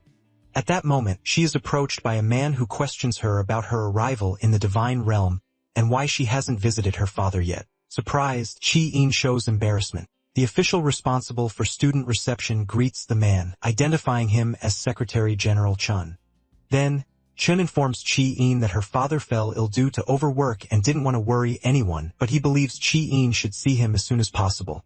Immediately, Chi-in arranges transportation to go meet her father. The students who don't know her well begin to inquire if Chi-in belongs to a prestigious family. Soon after, a luxurious limousine parks nearby, leading the students to wonder if everyone there owns such sophisticated vehicles. From inside the limousine, a group of academy students disembarks. The director reprimands them for their delay. However, one of the students explains that as students of the East Territory's Supreme Private Academy, they need to train in monster lairs at night. He adds that they had an intense training session and ended up oversleeping. The director clarifies that this training journey is conducted in conjunction with different countries and schools, and that these newly arrived students are, in fact, locals from the Shenge Kingdom. The visiting students are visibly impressed. However, the admiration is not reciprocated as the newly arrived students barely pay attention to the visitors. The group leader declares that all these visitors must be from common, unprestigious families, and therefore do not deserve their attention. Upon hearing this, the visiting students become uncomfortable with how they are being treated. Even Professor Huang considers the attitude excessive. However, the leader of the senior students mocks the others, claiming they are nothing but a bunch of bumpkins. He states that unlike them, he and his friends are from noble families of the Shenge Kingdom. Therefore, the resources they receive are significantly superior to those of the others. He adds that because they are from a private class, there are only 5 students in their school, and the institution spares no expense for them. But he emphasizes that ordinary students cannot understand this as they are not privileged. The leader assures them that unlike the bumpkins, he will certainly enter the Divine Weapon Academy in the future. He justifies this by saying that although he is still in his 2nd year of high school, his level is already almost rank B. For this reason, he and his friends were invited to visit the academy in advance, and he questions the presence of bumpkins on their excursion. One of Hilo's allies felt offended and stated that their group was perfectly capable of competing with any other. However, the leader of the other students with a tone of superiority declared that his group had just flawlessly cleared a rank D dungeon, and therefore, he didn't see how they could lose to others. An ally of the leader added that a bunch of bumpkins should never have set foot in a dungeon of that level. According to her, it was useless to argue, as they wouldn't even know what that meant. After all, in her view, commoners couldn't possibly understand the language of nobles. She continued, stating that as nobles, they were trained to assume prominent positions, while the others existed only to serve the stronger ones. Meanwhile, Bai, the protagonist, reflected that the position of divine blessed was the highest social standing a common person could achieve without belonging to a divine lineage. He had achieved this status in his past life, but he considered it useless as he ended up being abandoned by the gods he had so flattered. Suddenly, a flying object rapidly approached. Some students immediately recognized it as the exclusive transport of the divine race. They wondered what members of the divine race would be doing in that location. A man emerged from the transport and announced that apparently all the students had arrived. Everyone was shocked upon recognizing the figure. It was Lin Feng, the blessed of the renowned Thebes family. As soon as he arrived, Lin Feng asked if Bai was among the students present. The arrogant students, visibly confused, wondered who this Bai could be. Bai, for his part, remained silent. However, Lin Feng already knew him. He knew that Bai had single-handedly cleared a rank D dungeon in the simulation test, and therefore, he was eager to meet him. He added that the Thebes family was deeply impressed with the young man's performance. Lin Feng further informed that the family was organizing a hunting competition and invited Bai to attend as a special guest. The arrogant students were in complete shock upon hearing such an invitation. Without further ado, Lin Feng asked Bai to accompany him immediately. 100 years ago, the world was plunged into chaos with the emergence of countless demonic monsters of overwhelming power. 5 powerful deities descended upon Earth, protecting humanity and eradicating the most formidable creatures. Thanks to divine intervention, the human world was preserved. Since then, humanity developed a deep faith and began to worship these deities. To continue protecting humanity, the gods remained in this world, granting them knowledge and power. They established new laws and formed armies capable of confronting the demonic creatures. Furthermore, they united with humans, giving rise to a lineage of divine descendants. These demigods are known as the divine race. Although everyone knew this story, learned since childhood about the protective gods, Bai Yi no longer trusted the credibility of such accounts. Bai Yi, for his part, remained indifferent while the other students vied for a chance to accompany Lin Feng, arguing that unlike the others, they were not commoners. However, Lin Feng clarified that the event had been organized by the Thebes family, and this time all classmates had been invited. Thus, all interested parties could attend the hunt. Bai Yi's classmates were incredulous at the possibility of visiting the divine race's territory. They knew it was a place restricted to nobles, and going there represented a great privilege. At that moment, Lin Feng asked if everyone could go together. The Thebes family's territory was in fact a high-tech floating city. Its inhabitants used to travel by flying vehicles just as Lin Feng had done. The 5 divine families were spread across various regions, with the Shengi nation predominantly inhabited by the Thebes family. They were all descendants of Cadmus Thebes and currently led the most powerful army in the world, the Guild of Gods. Naturally, they also managed the Divine Weapon Academy. Consequently, the entire process of army selection and management was conducted by them. The awakened academies in various countries were also under their jurisdiction. Bai Yi thought he had attracted their attention due to his performance in the graduation exam, but he didn't understand why he had been approached specifically at the hunting competition. Lin Feng led the students during the visit to the location. While the other students were dazzled by the beauty of the place, Bai Yi only thought that he had finally reunited with the divine family, as it was not his first time there. Shortly after, a servant announces the arrival of visitors for Shin Thebes, the first heir in the line of succession. Shin Thebes reflects on art and ruins. His grandfather claimed that art was the only proof of human existence. His father, the king, believed that ruins were the true evidence. Shin, however, concludes that true art lies in creating ruins. Some students do not understand Shin's reasoning. The leader of the spoiled students instructs the others to show respect and bow, stating that only the ignorant face a deity directly. The protagonist, however, remains with his head held high. He realizes that Shin Thebes, the eldest son of the deity who governs that world, is before him, but he does not feel intimidated. After the presentation, Lin Feng leads the students to another location, the hunting grounds. Everyone is shocked by the immensity of the creatures that inhabit the place. Meanwhile, as Iode observes the hunt and asks how many participants there will be this time, his brother, Ali Iode, replies that the announcement will be made soon. They are not the only nobles present. Others also watch the hunt, including a girl named Alice Jin. The protagonist knows them well, the twins, as Iode and Ali Iode are grandchildren of the Iode family, and Alice Jean is a granddaughter of the Jean family. This means that representatives from 3 divine families are on site, observing everything. Lin Feng announces that the competition will begin soon and will present the rule so that everyone understands. The hunting competition takes place in this gigantic area. Its core is the confrontation between awakened and magical monsters. The monsters, all of rank C, are captured around the world and kept there by the Divine Guild. As for the awakened, they are volunteers from various regions. To ensure a fair challenge, only awakened of rank lower than B can participate. With this, the students understand that the participants possess a strength similar to theirs. Unlike the students, however, these volunteers are more courageous. Lin announced that this year's hunting competition coincided with the festival day. For this reason, the Thebes family had prepared exceptionally generous rewards for the ultimate winner. He then invited the participants to enter the arena. Lin Feng informed them that this year, there were a total of 12 participants, including Louis from the Shandian Kingdom and Lin Qing from the Nei Kingdom.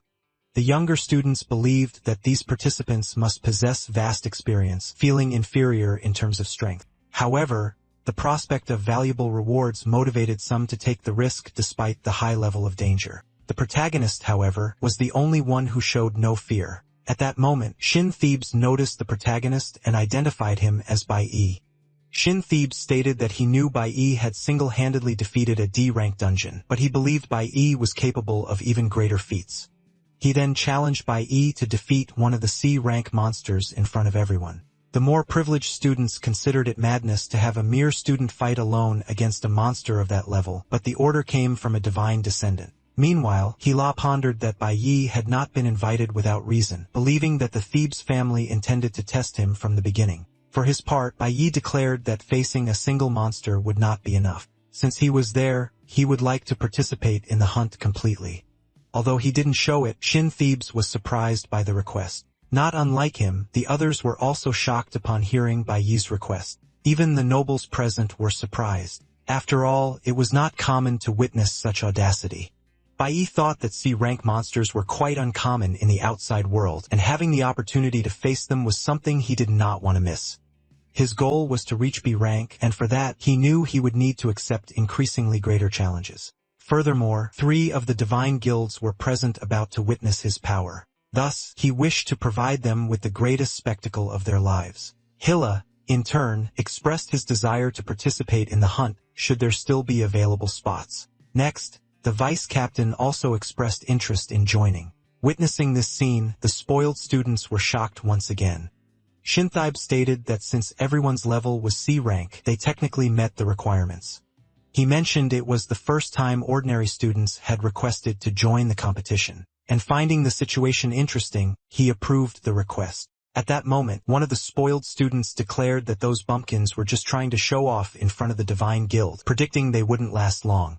Feeling threatened, the leader of the spoiled students announced that he would also participate. Lin Feng warned him to think carefully, explaining that teleportation devices were not allowed during the competition. Therefore, in a dangerous situation, no one would save him. Despite his fear, the leader of the spoiled students did not want to be left behind and agreed to participate in the competition.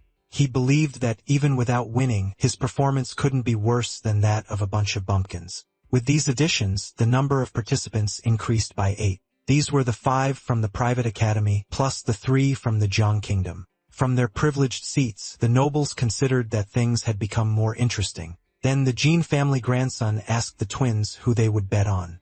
The brothers each bet 1 million on the 5 from the private academy, claiming that nobles like them would never lose to inferior commoners. However, Shin Thebes spoke up, betting on Bai Yi's victory.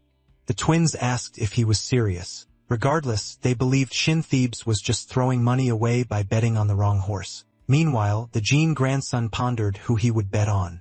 Lin Feng realized he had forgotten to warn the new participants that it was absolutely forbidden to approach the central region of the Black Forest. However, he figured there was no cause for concern as they probably wouldn't reach that far. Meanwhile, the participants spread out across the field.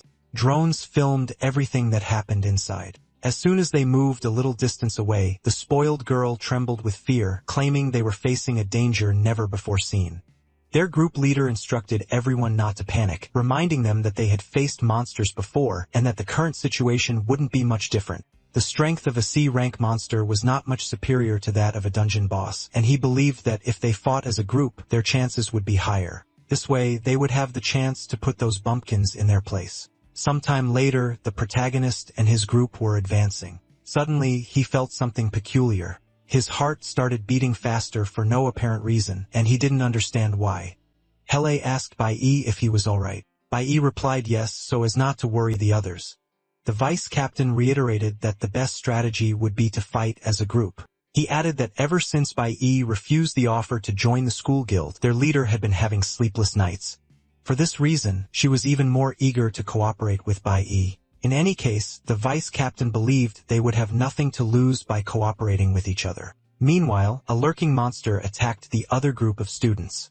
Calvan, the leader of the spoiled students, was startled. He realized the monster was easily reading their movements. Calvan and his group were at the enemy's mercy. However, one of the group members decided to attack with their sword, managing to wound the creature. Next, the group's mage attacked with ice, pushing the monster away from the others. The monster became frozen, turning into an easy target. The group's archer prepared to shoot. As she fired her arrow, the others attacked in close combat, sparing no effort to defeat the monster. The group leader threw a fireball, believing the enemy would have no way to escape. Upon being hit, the monster exploded from the impact of the fire, being fragmented by the blast. Calavan celebrated his group's first victory, stating that this was the true potential of an elite group. His team also celebrated the victory, although the points had only been credited to the leader. Caliban declared that with the help of his companions, he would eliminate the monsters, leaving the rear guard for them to handle. In the meantime, the group's mage noticed something. In the overall ranking, the protagonist's group had already defeated more than 10 monsters and was in the lead. The group's mage was astonished. Her group had just defeated the first monster, while the others were already far ahead in the rankings. Even her group's leader found it difficult to catch up to them. Not only he, but the nobles were also apprehensive. The twins, who had bet on the group of five's victory, now considered them a useless bunch. They could not comprehend the difficulty they faced in defeating simple commoners. They believed these beginners were just lucky. Coincidentally, the prince had randomly chosen the third-ranked participant. Shin Thebes, however, stated that it wasn't about luck, as his father had taught him never to underestimate the insects. Unlike the others, the fat man had not yet placed a bet. He questioned if that hunt wasn't easier than usual. If it continued like this until the end, it wouldn't be fun at all. Then Shin Thebes asked what the boy's outlandish idea would be this time. In turn, the Jin family's grandson stated that he would bet on himself since he would also participate in the hunt. However, he declared that he would send his dog to the hunting grounds as he wouldn't dirty his own hands. One of the twins observed that that dog was a divinely blessed creature, and according to the rules, only individuals below rank B could participate in the hunt. However, the fat man argued that the divine guild set the rules. He also suggested that they take advantage of the situation and release the high-level monsters that were imprisoned. If his dog didn't achieve first place, he would be the one to die in the end. It didn't take long for the stronger monsters to appear. The first ones to face them were surprised, as they did not expect such a turn of events. One of the participants withdrew from the competition and begged to leave. However, as previously warned, there was no rescue available for those within the hunting grounds. Thus, several participants were eliminated throughout the competition. Those who agreed to participate were at their own risk, but this did not prevent those on the outside from becoming worried, including Professor Huang, who was concerned about the protagonist. Unlike her, the nobles showed no concern whatsoever, for to them, it was all just mere entertainment. The twins applauded the spectacle, considering that the competition had become truly interesting. Next, they asked Thebes if he still had any monsters left. The prince, impassive, simply observed everything carefully. Back with the protagonist's group, Yahello was facing a stone monster. She used her speed to dodge the attacks. While Yahello distracted the creature, the protagonist seized the opportunity to attack, pushing the monster away with a kick.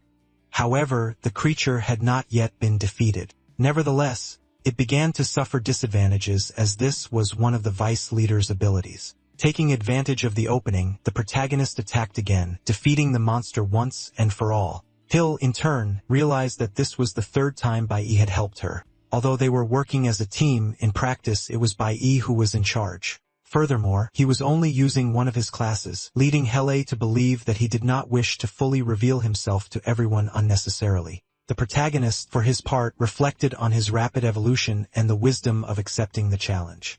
He imagined that if he continued at this pace, he would soon reach the much-desired rank B. However, he needed to act cautiously, as he did not want to expose himself in front of so many cameras. To act unwatched, he concluded that it would be necessary to find a space away from everyone's sight.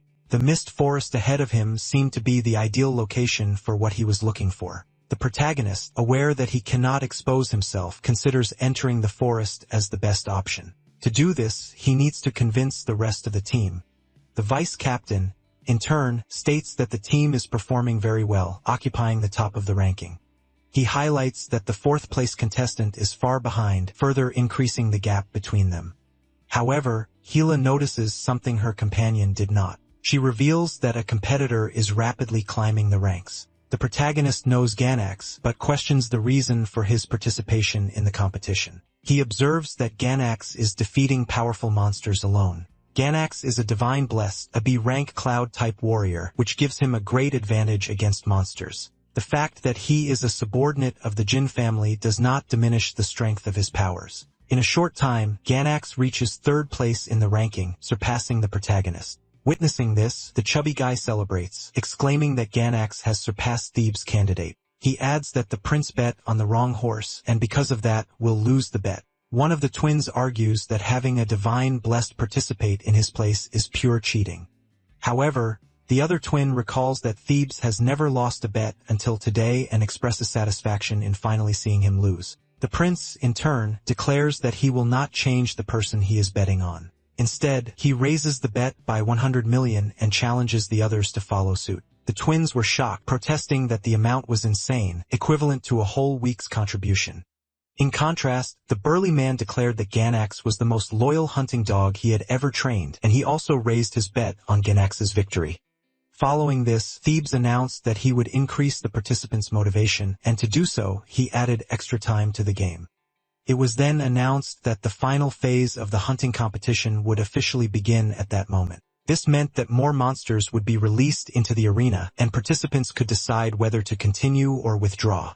Immediately, one of the young participants declared her desire to withdraw. One of the drones announced that the Thebes family had added a new prize for the winner. The prize was a special item, the Sacred Oracle. Bai knew that this item was a ring that each member of the Divine Guild could only bestow once in their entire lifetime. For an ordinary person, obtaining a Sacred Oracle was equivalent to possessing a guarantee of impunity. Even if they committed a capital crime, they could use the Sacred Oracle to obtain absolution. In his past life, Bai had been saved by his master with an identical ring. Therefore, Bai was surprised to learn that the Thebes family was betting so heavily on this competition. He believed that the competition would become even more intense. And because of this, he would have to strive to climb the ranks. Next, the vice-captain observed that fighting as a team had a higher success rate, but points accumulated slowly, and the number of monsters was also decreasing. He suggested that each of them fight for themselves from that moment on. Otherwise, the three of them would be surpassed by the newcomer in the competition. In turn, Bai asked if his companions would be able to manage on their own. Upon hearing this, Healy realized that Bai had only agreed to fight with them because he was concerned about his companion's safety. Then, she told Bai not to worry about it and stated that she should not be underestimated as she was also vying for first place. On the other side, Ganax was fighting with everything he had. After all, he knew what would happen if he lost the competition. Watching everything from a private box, his master stated that he had created a true hunting dog and believed there was no way the prince's candidate could win the competition as even Bai's teammates had abandoned him. However, immediately afterward, Bai looked at one of the drones and the transmission went down. The prince was somewhat confused as no one expected that to happen. However, Thebes imagined that Bai would now truly use his real strength, and that was why he was hiding. The prince, who had been observing Bai from the start, noticed that the young man intentionally headed towards the most central area of the forest, a place many avoided due to its dangers. Bai, for his part, remembered his master's teachings. The forest's great monsters preferred to hide. To find the creatures that granted the most experience, he would need to enter the enemy's lair. Now that he was there, Bai concluded that it would be best to seize the opportunity to maximize his level. Outside the arena, the students who had given up were following the events. They noticed that Bai's transmission had disappeared and some began to worry. Professor Huang, in particular, grew anxious, imagining that Bai might be in danger. However, one of the students drew attention to Bai's score. They realized that he had gained 30 points at once, rising to second place in the ranking. If he continued at this pace, it wouldn't take long for him to reach first place. Upon seeing this, the chubby guy was shocked. He hadn't expected his subordinate score to be surpassed and believed it could only be a system error. However, Lin Feng argued that this was impossible. He explained that chips were inserted into each monster and the moment they were killed, the points were automatically attributed to whoever defeated them. Annoyed, the chubby guy threw a drink in Lin Feng's face, stating that he didn't need to explain what he already knew. He added that even if he was a blessed one, Lin Feng didn't have the right to interrupt a noble while he was speaking. Thebes, for his part, commented that the chubby guy was just afraid of losing. He also thought that Bai was more interesting than he had imagined. Inside the arena, Hill observed that, as predicted, Bai had surpassed everyone by starting to fight alone. Even knowing that Bai was hiding his true power, she didn't want to be left behind. At that moment, the vice-captain noticed how quickly Bai was evolving and wondered how someone could climb the ranks so quickly. He began to speculate that Bai had been hiding his strength from his team, and had now found an opportunity to demonstrate his power before the Divine Guild. The vice-captain added that the most dangerous area of the forest should contain the most valuable monsters, and that Bai had probably headed there. The vice-captain decides that it would also be prudent to head to the central area, believing that by keeping his distance from the Black Mist Forest, he would be safe. However, Bai Yi was already in the heart of the Black Mist Forest. He reflected that on his journey there, almost all the monsters in his path had been defeated. Thanks to this, his skills had evolved significantly, and he was considering the possibility of reaching rank B before leaving the hunting arena. Furthermore, Bai Yi had formed a contract with 2 more monsters. One of them was Shaolin, useful for locating nearby enemies, and the other King Kong, a giant fighter. The protagonist took the opportunity to ask Shaolin to analyze the surroundings. Immediately, the protagonist was once again overcome by an unsettling feeling.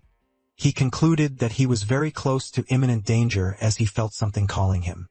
He recalled that, in the past, the demon who had made a pact with him had granted him a gift by sending him back to the past. However, the protagonist knew that such a gift came with a price. On that occasion, the demon had stated that at the opportune moment, Bai Yi would pay his debt. Back in the present moment, the protagonist thought it was time to fulfill his part of the agreement. Elsewhere, Professor Huang analyzes the ranking board and sees Bai Yi in first place. She comments that among the top 4, 3 are from her school, and she did not expect such a result. Other observers also showed surprise.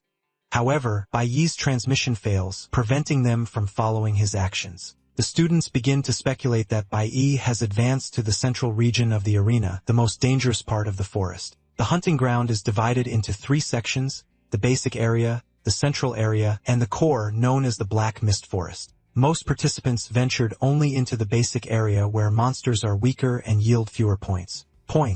Unlike the majority, those in the higher ranking positions chose to explore the central area, which is why they accumulated so many points. Therefore, if Bai Yi is ahead of the others, it is likely that he has advanced even further into the forest's core. However, everyone knows that this area is forbidden as rumors claim the place is cursed. Bowie's position remains uncertain, but the vice-captain's is clear. Everyone can see him entering the forbidden forest. Meanwhile, the vice-captain realizes he had inadvertently entered the forbidden forest. His intention was to remain only in the central area where, however, he found no monsters. The vice-captain notices he is not alone when he spots Bai Yi exploring the same environment. He wonders if Bai Yi is unaware of the danger. Still, the vice-captain believes he can take advantage of the situation. He thinks that if Bai Yi disappears in a place like this, the god's attention will turn to others like him. While the vice-captain hesitates, Bai Yi ventures even deeper into the Black Mist Forest.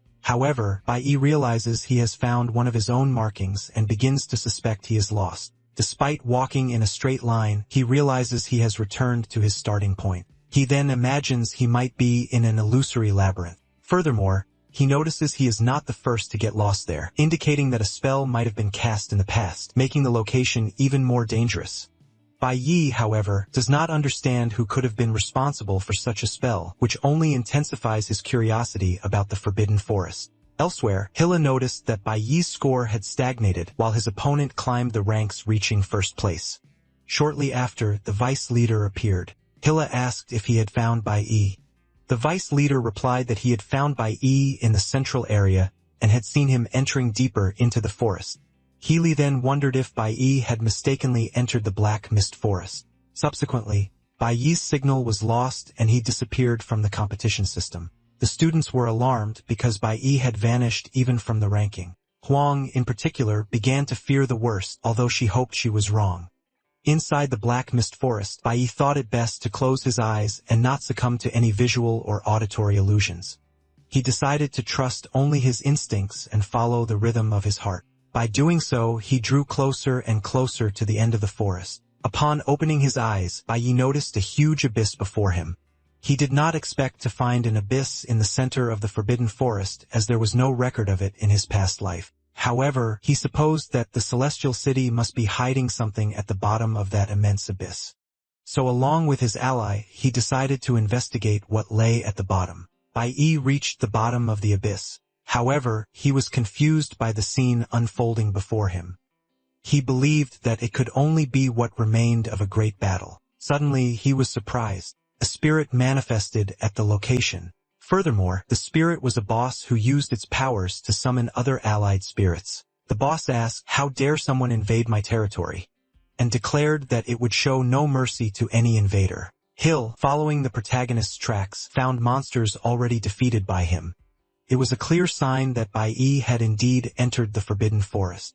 Hilla realized that the defeated monsters had not posed any danger to the protagonist, which must have made him confident to proceed. The vice captain for his part thought it better to continue the hunt as he did not believe Bai Yi was still alive. Hilla, however, refused to accept this idea and stated that she would go after Bai Yi.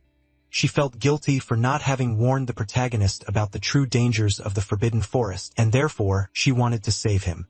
The vice captain tried to convince her not to go. However, a thought began to emerge in his mind. The less competition, the better it would be for his plan to win the favor of the gods. Hilla was seen entering the Forbidden Forest. The chubby guy observing her claimed that the girl must be an idiot for doing that. However, he stated that this only made things easier for him.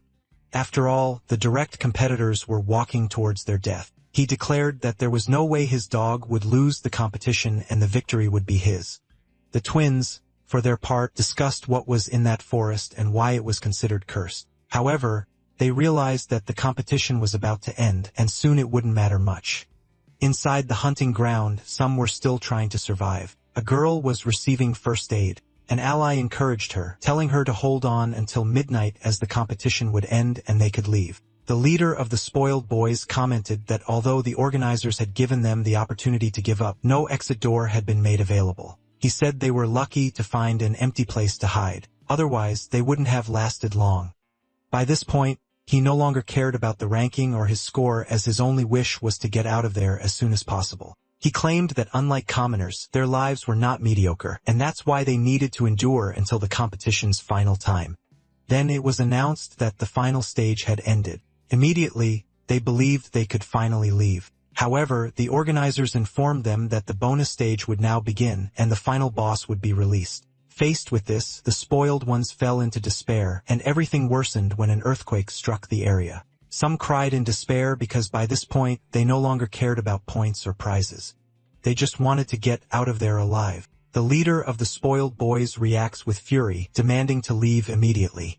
He claims that no one in his group cares about the competition anymore. Everyone just wants to escape as soon as possible. After all, they are from noble families and should be treated as such.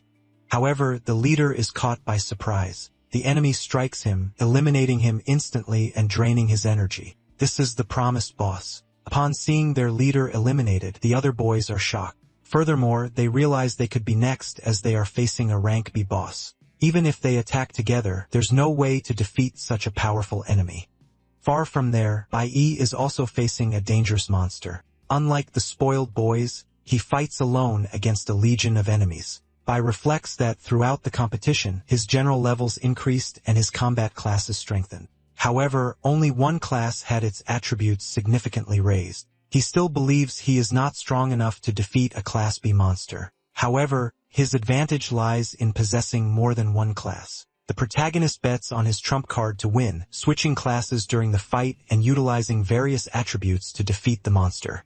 However, the enemy's strength is considerably superior to his own. Even using more than one class, Bai Yi finds himself at a disadvantage against such a powerful adversary. Still, he does not give up fighting as he believes that by hitting the monster's weak point, he will be able to defeat it. To do this, he distracts the enemy while using the King Kong ability to strike it. In this way, he manages to hit the monster where he intended, leaving it vulnerable to lethal attacks. By doing this, Bai Yi finally manages to narrow the power gap. Soon, with a decisive attack, he eliminates the enemy. Despite the difficulty, he wins and, as a reward, has his general attributes increased. But his journey is not over yet as he sees a locked gate in front of him and feels the need to open it to discover what lies on the other side. Subsequently, Bai Yi notices an accumulation of stellar element. This means a new class is about to awaken. Meanwhile, outside, some members of the divine class were discussing the secret of the celestial city. One of them mentioned hearing rumors that inside the central tower, there was a dungeon where countless monsters were imprisoned. His companion, skeptical, did not believe it, arguing that such a thing would be impossible in the floating city. Interrupting their conversation, the squad captain reprimanded them, reminding them that they were not allowed to stand around gossiping about such matters. Faced with the reprimand, the two soldiers flinched, visibly startled. The captain emphasized that their duty was to protect the city's eastern sector. And with the hunting competition underway, they could not afford to make mistakes. He added that despite having been in the squad for 3 years, they still showed less common sense than a recruit. He then ordered them to learn from their colleague, Chris, as he was in fact an exemplary soldier. Back to the protagonist, he had just awakened a new class, the Star Red Mage. Although he appreciated the new power, he was soon again overcome by that unsettling feeling. Realizing that the feeling was intensifying, the protagonist concluded that the source could only be beyond the gate. He then decided to open the passage. He broke the chains that sealed the place, thus freeing the entrance. Upon entering, the protagonist encountered more chains and realized that indeed something of great importance was imprisoned there. Magical chains bound a man, and magical padlocks sealed each link, ensuring the prisoner had no chance of escape. Noticing the protagonist's presence, the prisoner asked if the young man had been sent to humiliate him. In turn, the protagonist asked if the man was Samuel. Surprised, the man questioned how the young man knew his name. Bai simply replied that he was there to save him. The prisoner could barely utter a word after what he heard. Suddenly, the door leading to the area closed by itself. He felt a chill, but there was nothing he could do. To make matters worse, a sinister aura began to manifest in the surroundings. Immediately, the enemy warrior lord reappeared. Bai was confused as he was certain he had already defeated that enemy. Not only that, but soon after, 2 more enemies appeared in the area, tripling the difficulty of the challenge before him. Astonished, Bai wondered how so many enemies had appeared all at once. However, he didn't have much time to reflect as the enemies didn't hesitate and attacked him. One of them declared that anyone who invaded their territory deserved to be eliminated. Bai realized that his situation had become extremely complicated. In turn, the prisoner began to laugh at the situation. He commented that Bai had fought his way through, but in doing so, he ended up attracting everyone's attention simultaneously. Annoyed, Bai asked what he needed to do to free him. The prisoner retorted that Bai didn't even have the key, questioning how he intended to free him. Bai didn't even know he needed a key, and this revelation was not at all encouraging. However, he noticed that one of the enemy's swords perfectly matched the lock, deducing that it would be the key. But to get the item, he would have to defeat the sword's owner, something he would prefer not to have to do. The prisoner claimed that Bai understood things quickly. However, he considered Bai quite arrogant for believing he could save him. After all, how could someone who could barely protect himself intend to free another person? Bai explained that it was no coincidence that the divine race had organized a hunting competition prohibiting access to this area and preventing the participation of rank B or higher awakened. Their plan was to hide what was inside that chamber, as they knew very well that a class C or lower awakened would never find the place and get out alive. Faced with this, the prisoner commented that Bai had apparently already accepted his fate. However, Bai stated that he would not give up now. He proposed a bet to the prisoner, claiming that if he managed to free him, the prisoner should obey him forever. And he asked if Demon King Samuel agreed with his conditions. In turn, Samuel realized that despite everything, Bai showed no sign of fear. Then he declared that if Bai truly managed to free him, he would accept any condition imposed by him. During the fight, one of the enemies manifests their power, striking the protagonist with their sword and causing a large explosion. The adversary uses a considerable amount of energy in their attacks, giving the protagonist no time to react. Faced with the situation, Bai sees no other alternative but to call upon his ally. King Kong intervenes, helping the protagonist escape an imminent attack. Observing the scene, Samuel realizes that the boy is in fact a dual-class human. However, he knows that the protagonist is facing an army of dead souls, a battle difficult even for Samuel himself. It's no wonder such powerful enemies are there. After all, to protect a place like this, such a reaction force is expected. The protagonist feels this firsthand as he is practically forced to confront the adversaries. In doing so, he can barely attack, remaining almost entirely on the defensive. Bai notices that besides being strong, the enemy masters the advanced skill of matter perception, which puts him at a clear disadvantage. The protagonist reflects that even being at the top of rank C, facing so many B-class enemies is an excessive challenge. He decides to retreat instead of just defending because even with his guard up, he continues to take damage. By this point, the protagonist is already considerably exhausted, which decreases his reaction speed. With this, he becomes vulnerable to attacks. But King Kong intervenes again. Realizing that King Kong will not last much longer, the protagonist orders his ally to retreat. By doing so, he removes his greatest asset from the field, now leaving him with few options. Bai Yi was aware that the enemies surpassed his power level. To eliminate just one of the warriors, he had exhausted all his strength. Now he faced 10 warriors and a general. Samuel, in turn, declared that in the face of absolute power, the weak would have no hope. However, the protagonist retorted that the essence of that battle was not a matter of life or death, because in the end, whoever had the best strategy would win. With that, Bai Yi ordered his bird to attack. The winged ally launched projectiles from a distance, hitting the smaller enemies as they tried to protect their master. Next, Bai Yi ordered a new attack. While his bird took care of the smaller warriors, he himself advanced towards the general. As he approached, he attempted an attack using an ice strike. Bai Yi noticed an instant of hesitation in the enemies. He thought that the general's entire attention was focused on getting rid of the ice, which made him vulnerable to attacks. However, the protagonist did not try to eliminate the enemy. Instead, he focused only on disarming him, taking the general's sword. The general realized he was without his sword and tried to retrieve it, but Bai Yi moved the key away from the enemy before he could recover his weapon. Then Bai Yi used the sword for its real purpose and sent the key towards the lock. Furthermore, he summoned King Kong, ordering him to use the key. However, Bai Yi's summon failed to get the sword because the enemy was faster than his ally and took back the key for himself. The protagonist was astonished to see that his plan had not worked. Not only that, but the general attacked King Kong again. This time, King Kong could not protect himself and the summon was eliminated. The general had one less target and declared that below the abyss, the greatest despair was approaching. Upon seeing his summoned creature eliminated, Bai Yi found himself powerless. Now he had one less ally. Samuel stated that the young man had underestimated his adversaries and paid the price for it. He added that these undead were distinct from the other beasts Bai Yi had faced until then. They were the souls of ancient servants of the Demon King. All of them had once been Samuel's subordinates in life and now served as the prison's defense mechanism. Bai found himself at a complete disadvantage. He tried to resist in the only way possible by dodging enemy attacks.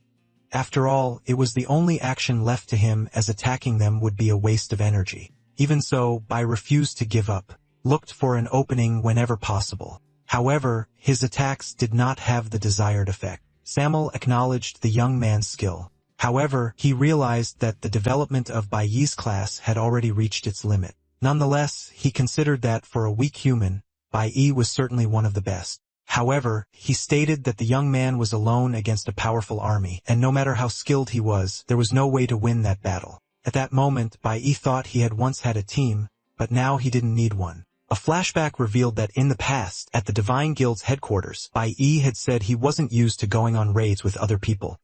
His master argued that Bai Yi acted that way because he believed he was superior to others and that a team would only slow him down. However, he claimed that wasn't quite the case and that he simply didn't like dealing with people much. However, his master stated that the two of them understood each other very well and that his student was just making excuses.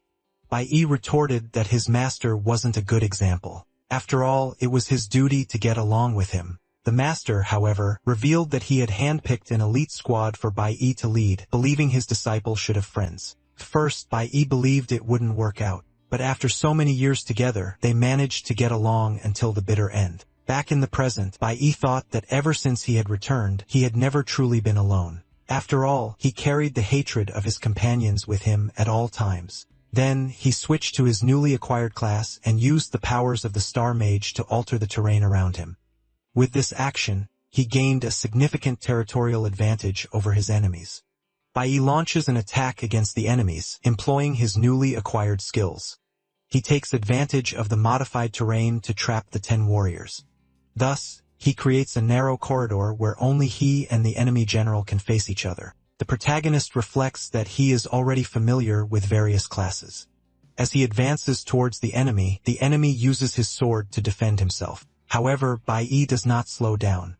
On the contrary, he intentionally allows himself to be hit. With the impact, he realizes that the blow from a B rank general is indeed brutal. He observes that an opponent can only break the ice depending on their weapon. But now, he has placed the enemy in a situation where they cannot counterattack. Bai Yi activates his ice power, trapping the enemy as he had done before. This time, however, he successfully trapped the general. Witnessing the entire scene, the prisoner is impressed. He saw the boy use his skill to trap the other enemies, leaving only the sword wielder free. Then he used himself as bait, allowing the enemy's weapon to hit him on purpose to shorten the distance. Although he is alone, the boy demonstrates great intelligence. Furthermore, Samuel realizes that the boy acts like a one-man army. In turn, the protagonist manages to take the enemy's sword, and now he possesses the key to free the prisoner.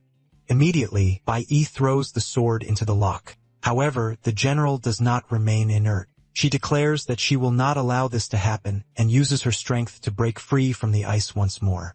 Nevertheless, the sword is already fitted into the lock and the liberation process begins immediately. At that moment, the Demon King states that the boy has truly managed to free him. With the liberation process already underway, the protagonist, Bai Yi, approached and reminded the Demon King of the promise made, demanding that he fulfill his conditions. Immediately, the Demon King advanced and captured Bai Yi. At the same time, the general soldiers managed to free themselves, leaving Bai Yi in an unfavorable situation. However, Bai Yi declared that it was time for the prisoner to honor his part of the agreement and ordered Samuel to eliminate the entire undead army. Samuel responded that he would do so anyway, dispensing with the need for a second request. Next, the Demon King activated his powers, stating that he would not forgive any of the traitors. Samuel positioned himself before his former army and quickly began to attack them one by one. His accumulated strength was unleashed against the reanimated soldiers who had no chance to counterattack as they faced a far superior adversary. Samuel exterminated the soldiers in seconds and shortly after addressed the general. He moved Bai Yi out of harm's way and struck down the army's leader.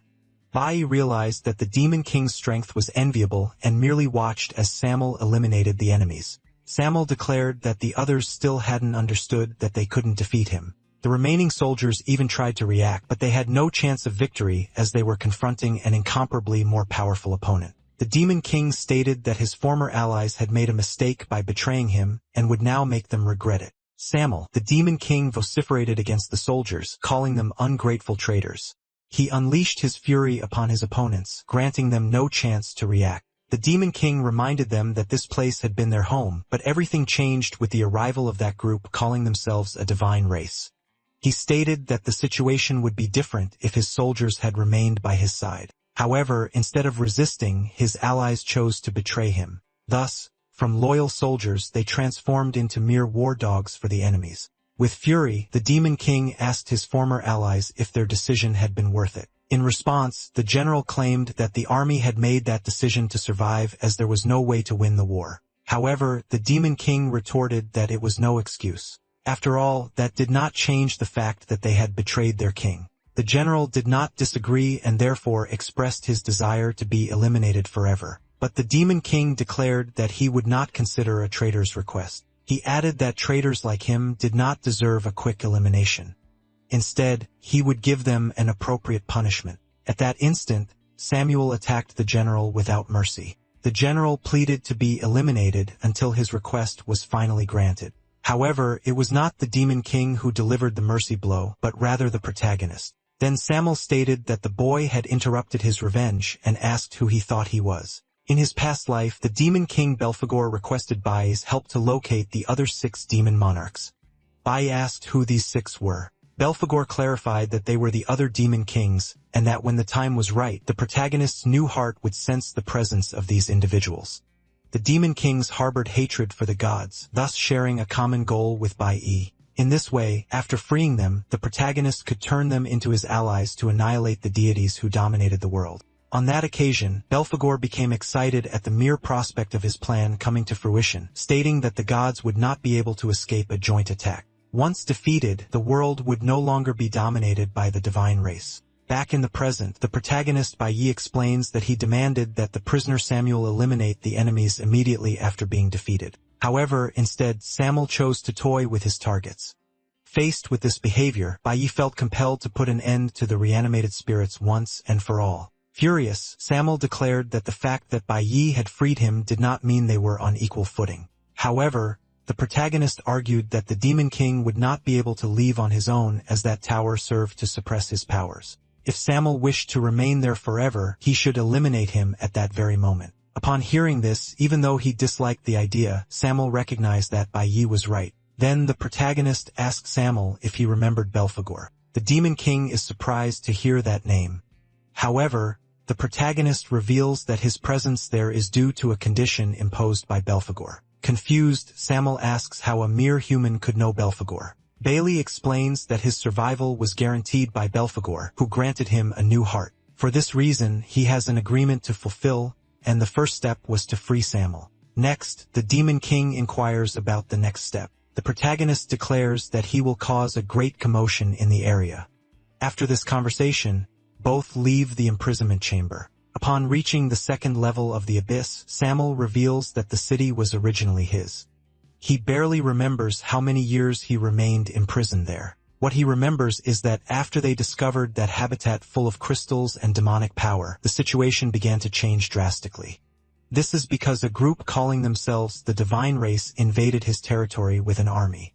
While the demons were building their home, they were surprised and annihilated by the enemies. The territory was plundered, and the survivors were turned into slaves. Subsequently, the invaders converted the location into the Celestial City, divided into two levels. The upper level, exclusive to the Divine Race, is filled with luxury and pleasure. The lower level, however, imprisons all who tried to resist the Divine Revolution. Samuel and his followers were the first to be confined. To keep them captive, the enemies erected a barrier on the upper level, permanently sealing everyone on the lower level.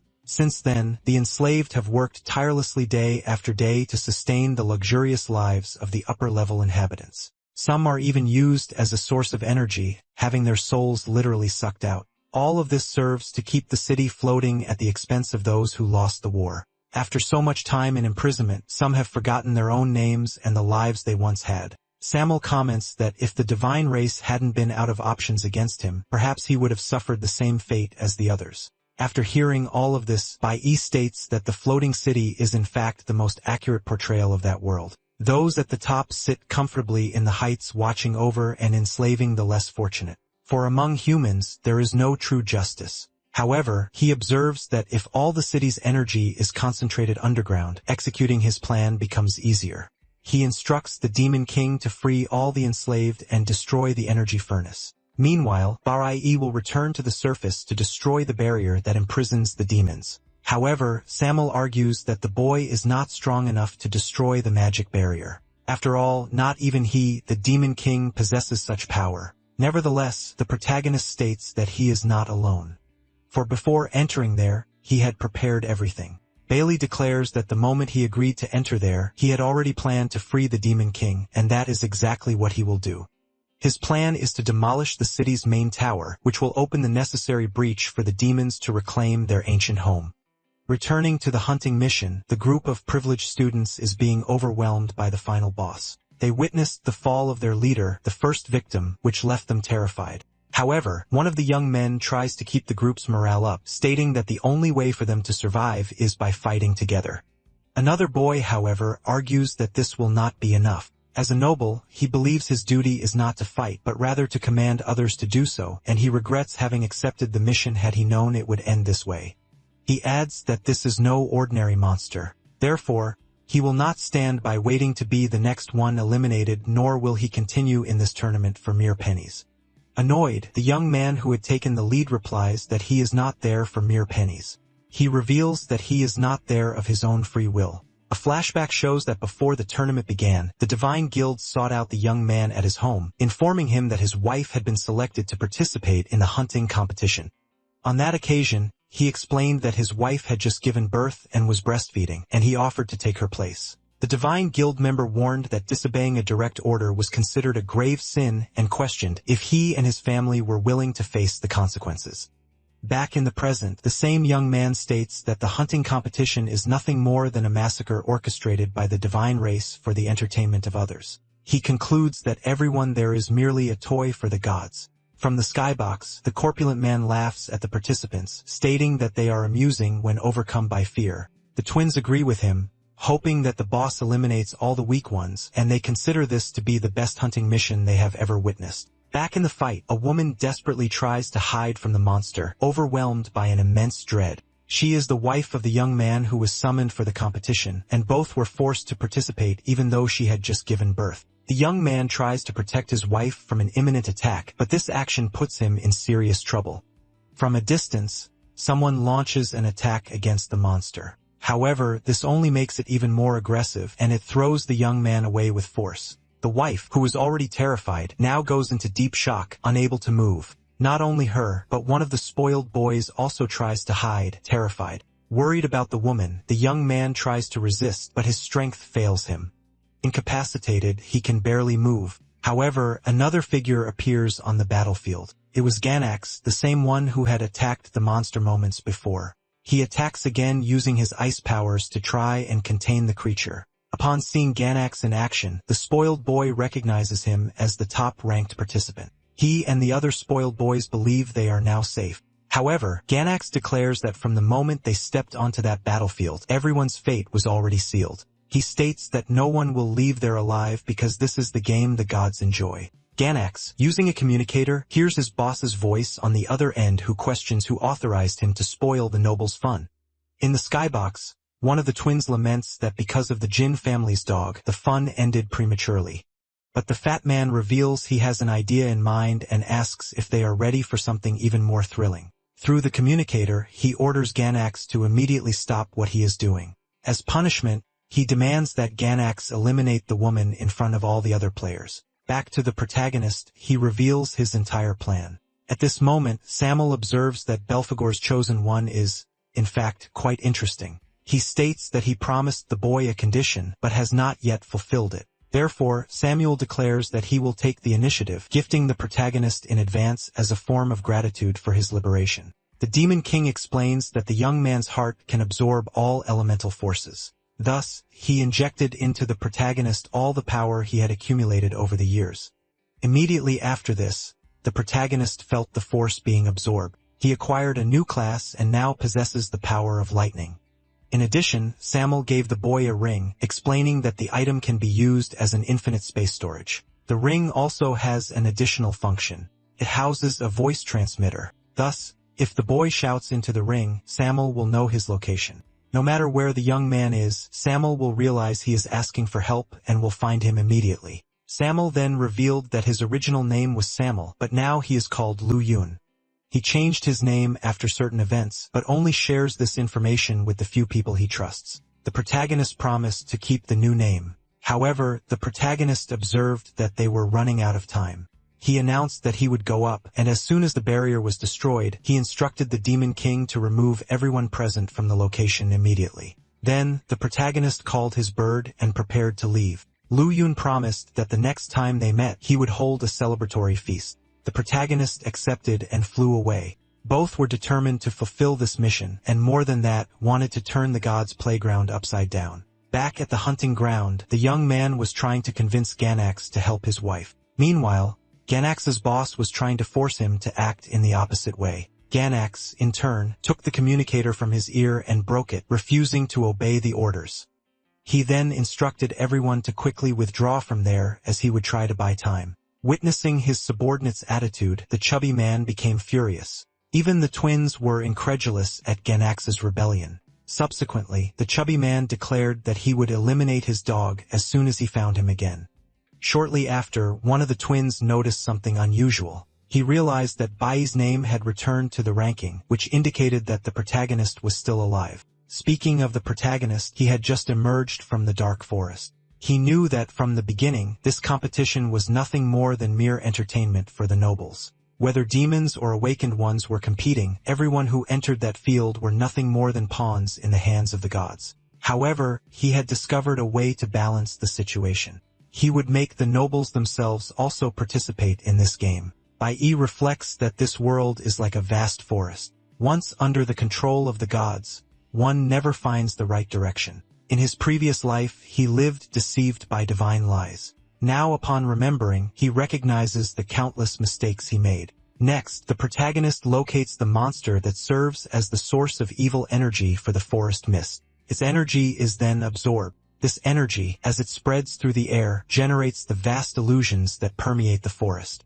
However, the protagonist states that this creature is just another one of the divine race's prisoners.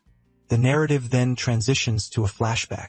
In it, we see He Li, still a child, being woken by her brother. He woke her and asked her to follow him without question. Both hid inside a hiding spot, and the older brother asked his sister not to make any noise. He did not understand the situation until she heard a strange sound coming from outside the hiding spot and realized it was a monster. Furthermore, she saw her parents fallen on the ground, understanding that they were no longer among the living. The creature then approached the siblings' hiding spot, putting them in grave danger. Back in the present, Yahello wakes from the nightmare. The protagonist calms her, explaining that she had been affected by the forest mist but was now safe. Still frightened, Yahello tries to assimilate what had happened, but the protagonist reassures her, stating that everything would soon come to an end. In the noble's box, surprise takes over as they see Bai Yi's name return. The twins find the turn of events amusing as at the exact moment the Jin family's subordinate rebelled, their greatest rival returned to the game. Unlike them, the corpulent noble shows no satisfaction, feeling humiliated by all the events. Faced with this, he demands that thieves release the demonic stimulant. The prince warns that the substance is too dangerous, and that a rank be lowered upon using it could face severe consequences. However, the corpulent noble declares he does not care about the details, wishing only that everyone inside be eliminated once and for all. Thebes maintains his reluctance regarding this decision. The chubby man, furious, tries to persuade him to change his mind and even attempts to win the twins over to his side. The twins, finding the idea amusing, do not oppose the decision. In contrast, the chubby man's sister tries to dissuade him, but he completely ignores her. The chubby man claims to have the majority on his side and demands that Thebes provide the stimulant. Faced with the pressure, Prince Thebes declares that he will comply with the request. The chubby man then orders them to deactivate the ranking system. For him, points no longer matter. His only desire is to see chaos unfold. Soon after, the stimulant is dispersed into the air. Some of the players do not understand what is happening. However, the monster that was previously contained absorbs the stimulant present in the air. Quickly, it manages to free itself from the ice that imprisoned it. Thanks to the stimulants, it becomes much stronger. The boss, who was already powerful, becomes even more aggressive with this increase in strength. It begins to use the surrounding trees as a food source, sucking their energy. Not only it, but also the other monsters in the region are affected by the stimulant. Unlike the others, Gainax understands the situation exactly. He realizes that the nobles are trying to eliminate everyone inside the barrier. From the private box, the chubby man declares that this is the result of his dog's disobedience. He claims that his doormat should never have tried to escape his control, for being against him is the same as being against the gods. However, something unexpected surprises the nobles. The system announces that the divine barrier security is failing and that the protection will soon be deactivated. Frightened, the chubby man questions the reason for such an occurrence. Before any answer is given, the barrier system collapses and the monsters imprisoned within it manage to escape. Immediately, the twins tremble with fear, ordering that the problem be resolved without delay. Even Prince Thebes, who is usually calm, becomes frightened, imagining that someone destroyed the celestial city's protection. The boss, who was previously contained by the barrier, now finds a more interesting target. It dangerously approaches the chubby man, leaving him terrified. In order for the celestial city to float, a complex energy system was designed to power its thrusters. Essentially, an underground furnace was built, powered by crystals mined in the region. A second backup storage system maintains enough energy to keep the city airborne for at least a month. Thus, should the main energy system fail, the backup ensures continued operation. In this way, the city was designed to float indefinitely. The responsible engineer had promised that even under attack from invaders, the city would have guaranteed power to remain operational. At that time, the king had declared such a scenario unlikely as no one would dare attack the divine city. Therefore, the city would have no reason to worry. Now, in the present, the nobles realized their city was not as safe as they had imagined. The prince noticed that the barrier had failed, a clear sign that the main energy furnace had been destroyed. However, he did not know who would be capable of such a feat. The prince, however, was unaware that the demon king had been freed and was orchestrating a rebellion underground. The rebellion leader confirmed the furnace's destruction, delegating the rest of the task to his allies. The moment the main furnace was deactivated, the backup power source was automatically activated. Consequently, the protective barrier resumed operation. The nobles who had previously trembled in fear felt a brief relief, believing it had all been just a scare. Shortly after, however, The backup power source was also destroyed and the devices keeping the city afloat ceased to function. Those in the lower sections of the city watched the upper cabins plummet. As soon as the cabins impacted the ground, the chubby man in a panic questioned what was happening with the city's power. Thebes in turn pondered that it was no mere coincidence, concluding that someone had deliberately destroyed both power sources of the celestial city. In the city center, the tower that supported the backup power had its structure severely shaken. The guardians of the location were unable to prevent the attack. This was because the one responsible for the destruction was precisely a monster with the ability to absorb energy. The same monster that the protagonist had previously captured and turned into one of his allies. After absorbing all the energy, the monster left the city's reserve completely depleted and notified its master that the order had been executed perfectly. Bai received the message. However, he knew that this was just the beginning of the plan. Frightened, Lu asked what had happened while she was unconscious. She observed the agitated monsters and realized that the situation had completely spiraled out of control. Not only she, but the other players also noticed the change. They realized that the barrier had disappeared, which finally allowed them to leave that place. However, they were not the only ones. The monsters could also cross the barrier with ease. The chubby guy ordered a divine squad to be deployed to defend them. Meanwhile, he himself was trying to escape from a monster that was chasing him and demanded that someone take action. In turn, the twins hid, hoping that their bodyguards would protect their lives. The nobles relied on servants to protect them. The prince in turn had Lin Feng by his side. Thebes stated that given what he saw, he perceived only one possibility. After so long, someone had the audacity to rebel against the divine race. Next, the noble servants managed to chain the monster. The chubby guy ordered them not to kill the monster yet, as he wished to punish it for trying to devour him. To do this, they used electric shocks to try to keep the creature under control. Meanwhile, the protagonist was taking advantage of the distraction. He imagined they were powerful monsters or arrogant humans. Anyone who fell into the hands of the Jean family's grandson ended up becoming a mere toy. Bai believed that the chubby guy was the perfect reflection of the ignorance and cruelty of the divine race. So he decided to balance things. With a single attack, he eliminated the final boss and declared that finally the game had a winner. Annoyed, the chubby guy asked who had given Bai permission to kill his new pet. While the chubby guy was trying to reprimand the protagonist, the floating city began to lose altitude. The nobles were frightened. The prince, in turn, noticed that perhaps this was not just a rebellion. In a way, he was not wrong, as no one expected the supporting pillars to be destroyed with such ease. To the nobles' despair, everything began to crumble. The prince, on the other hand, was trying to understand if that was truly the work of rebels.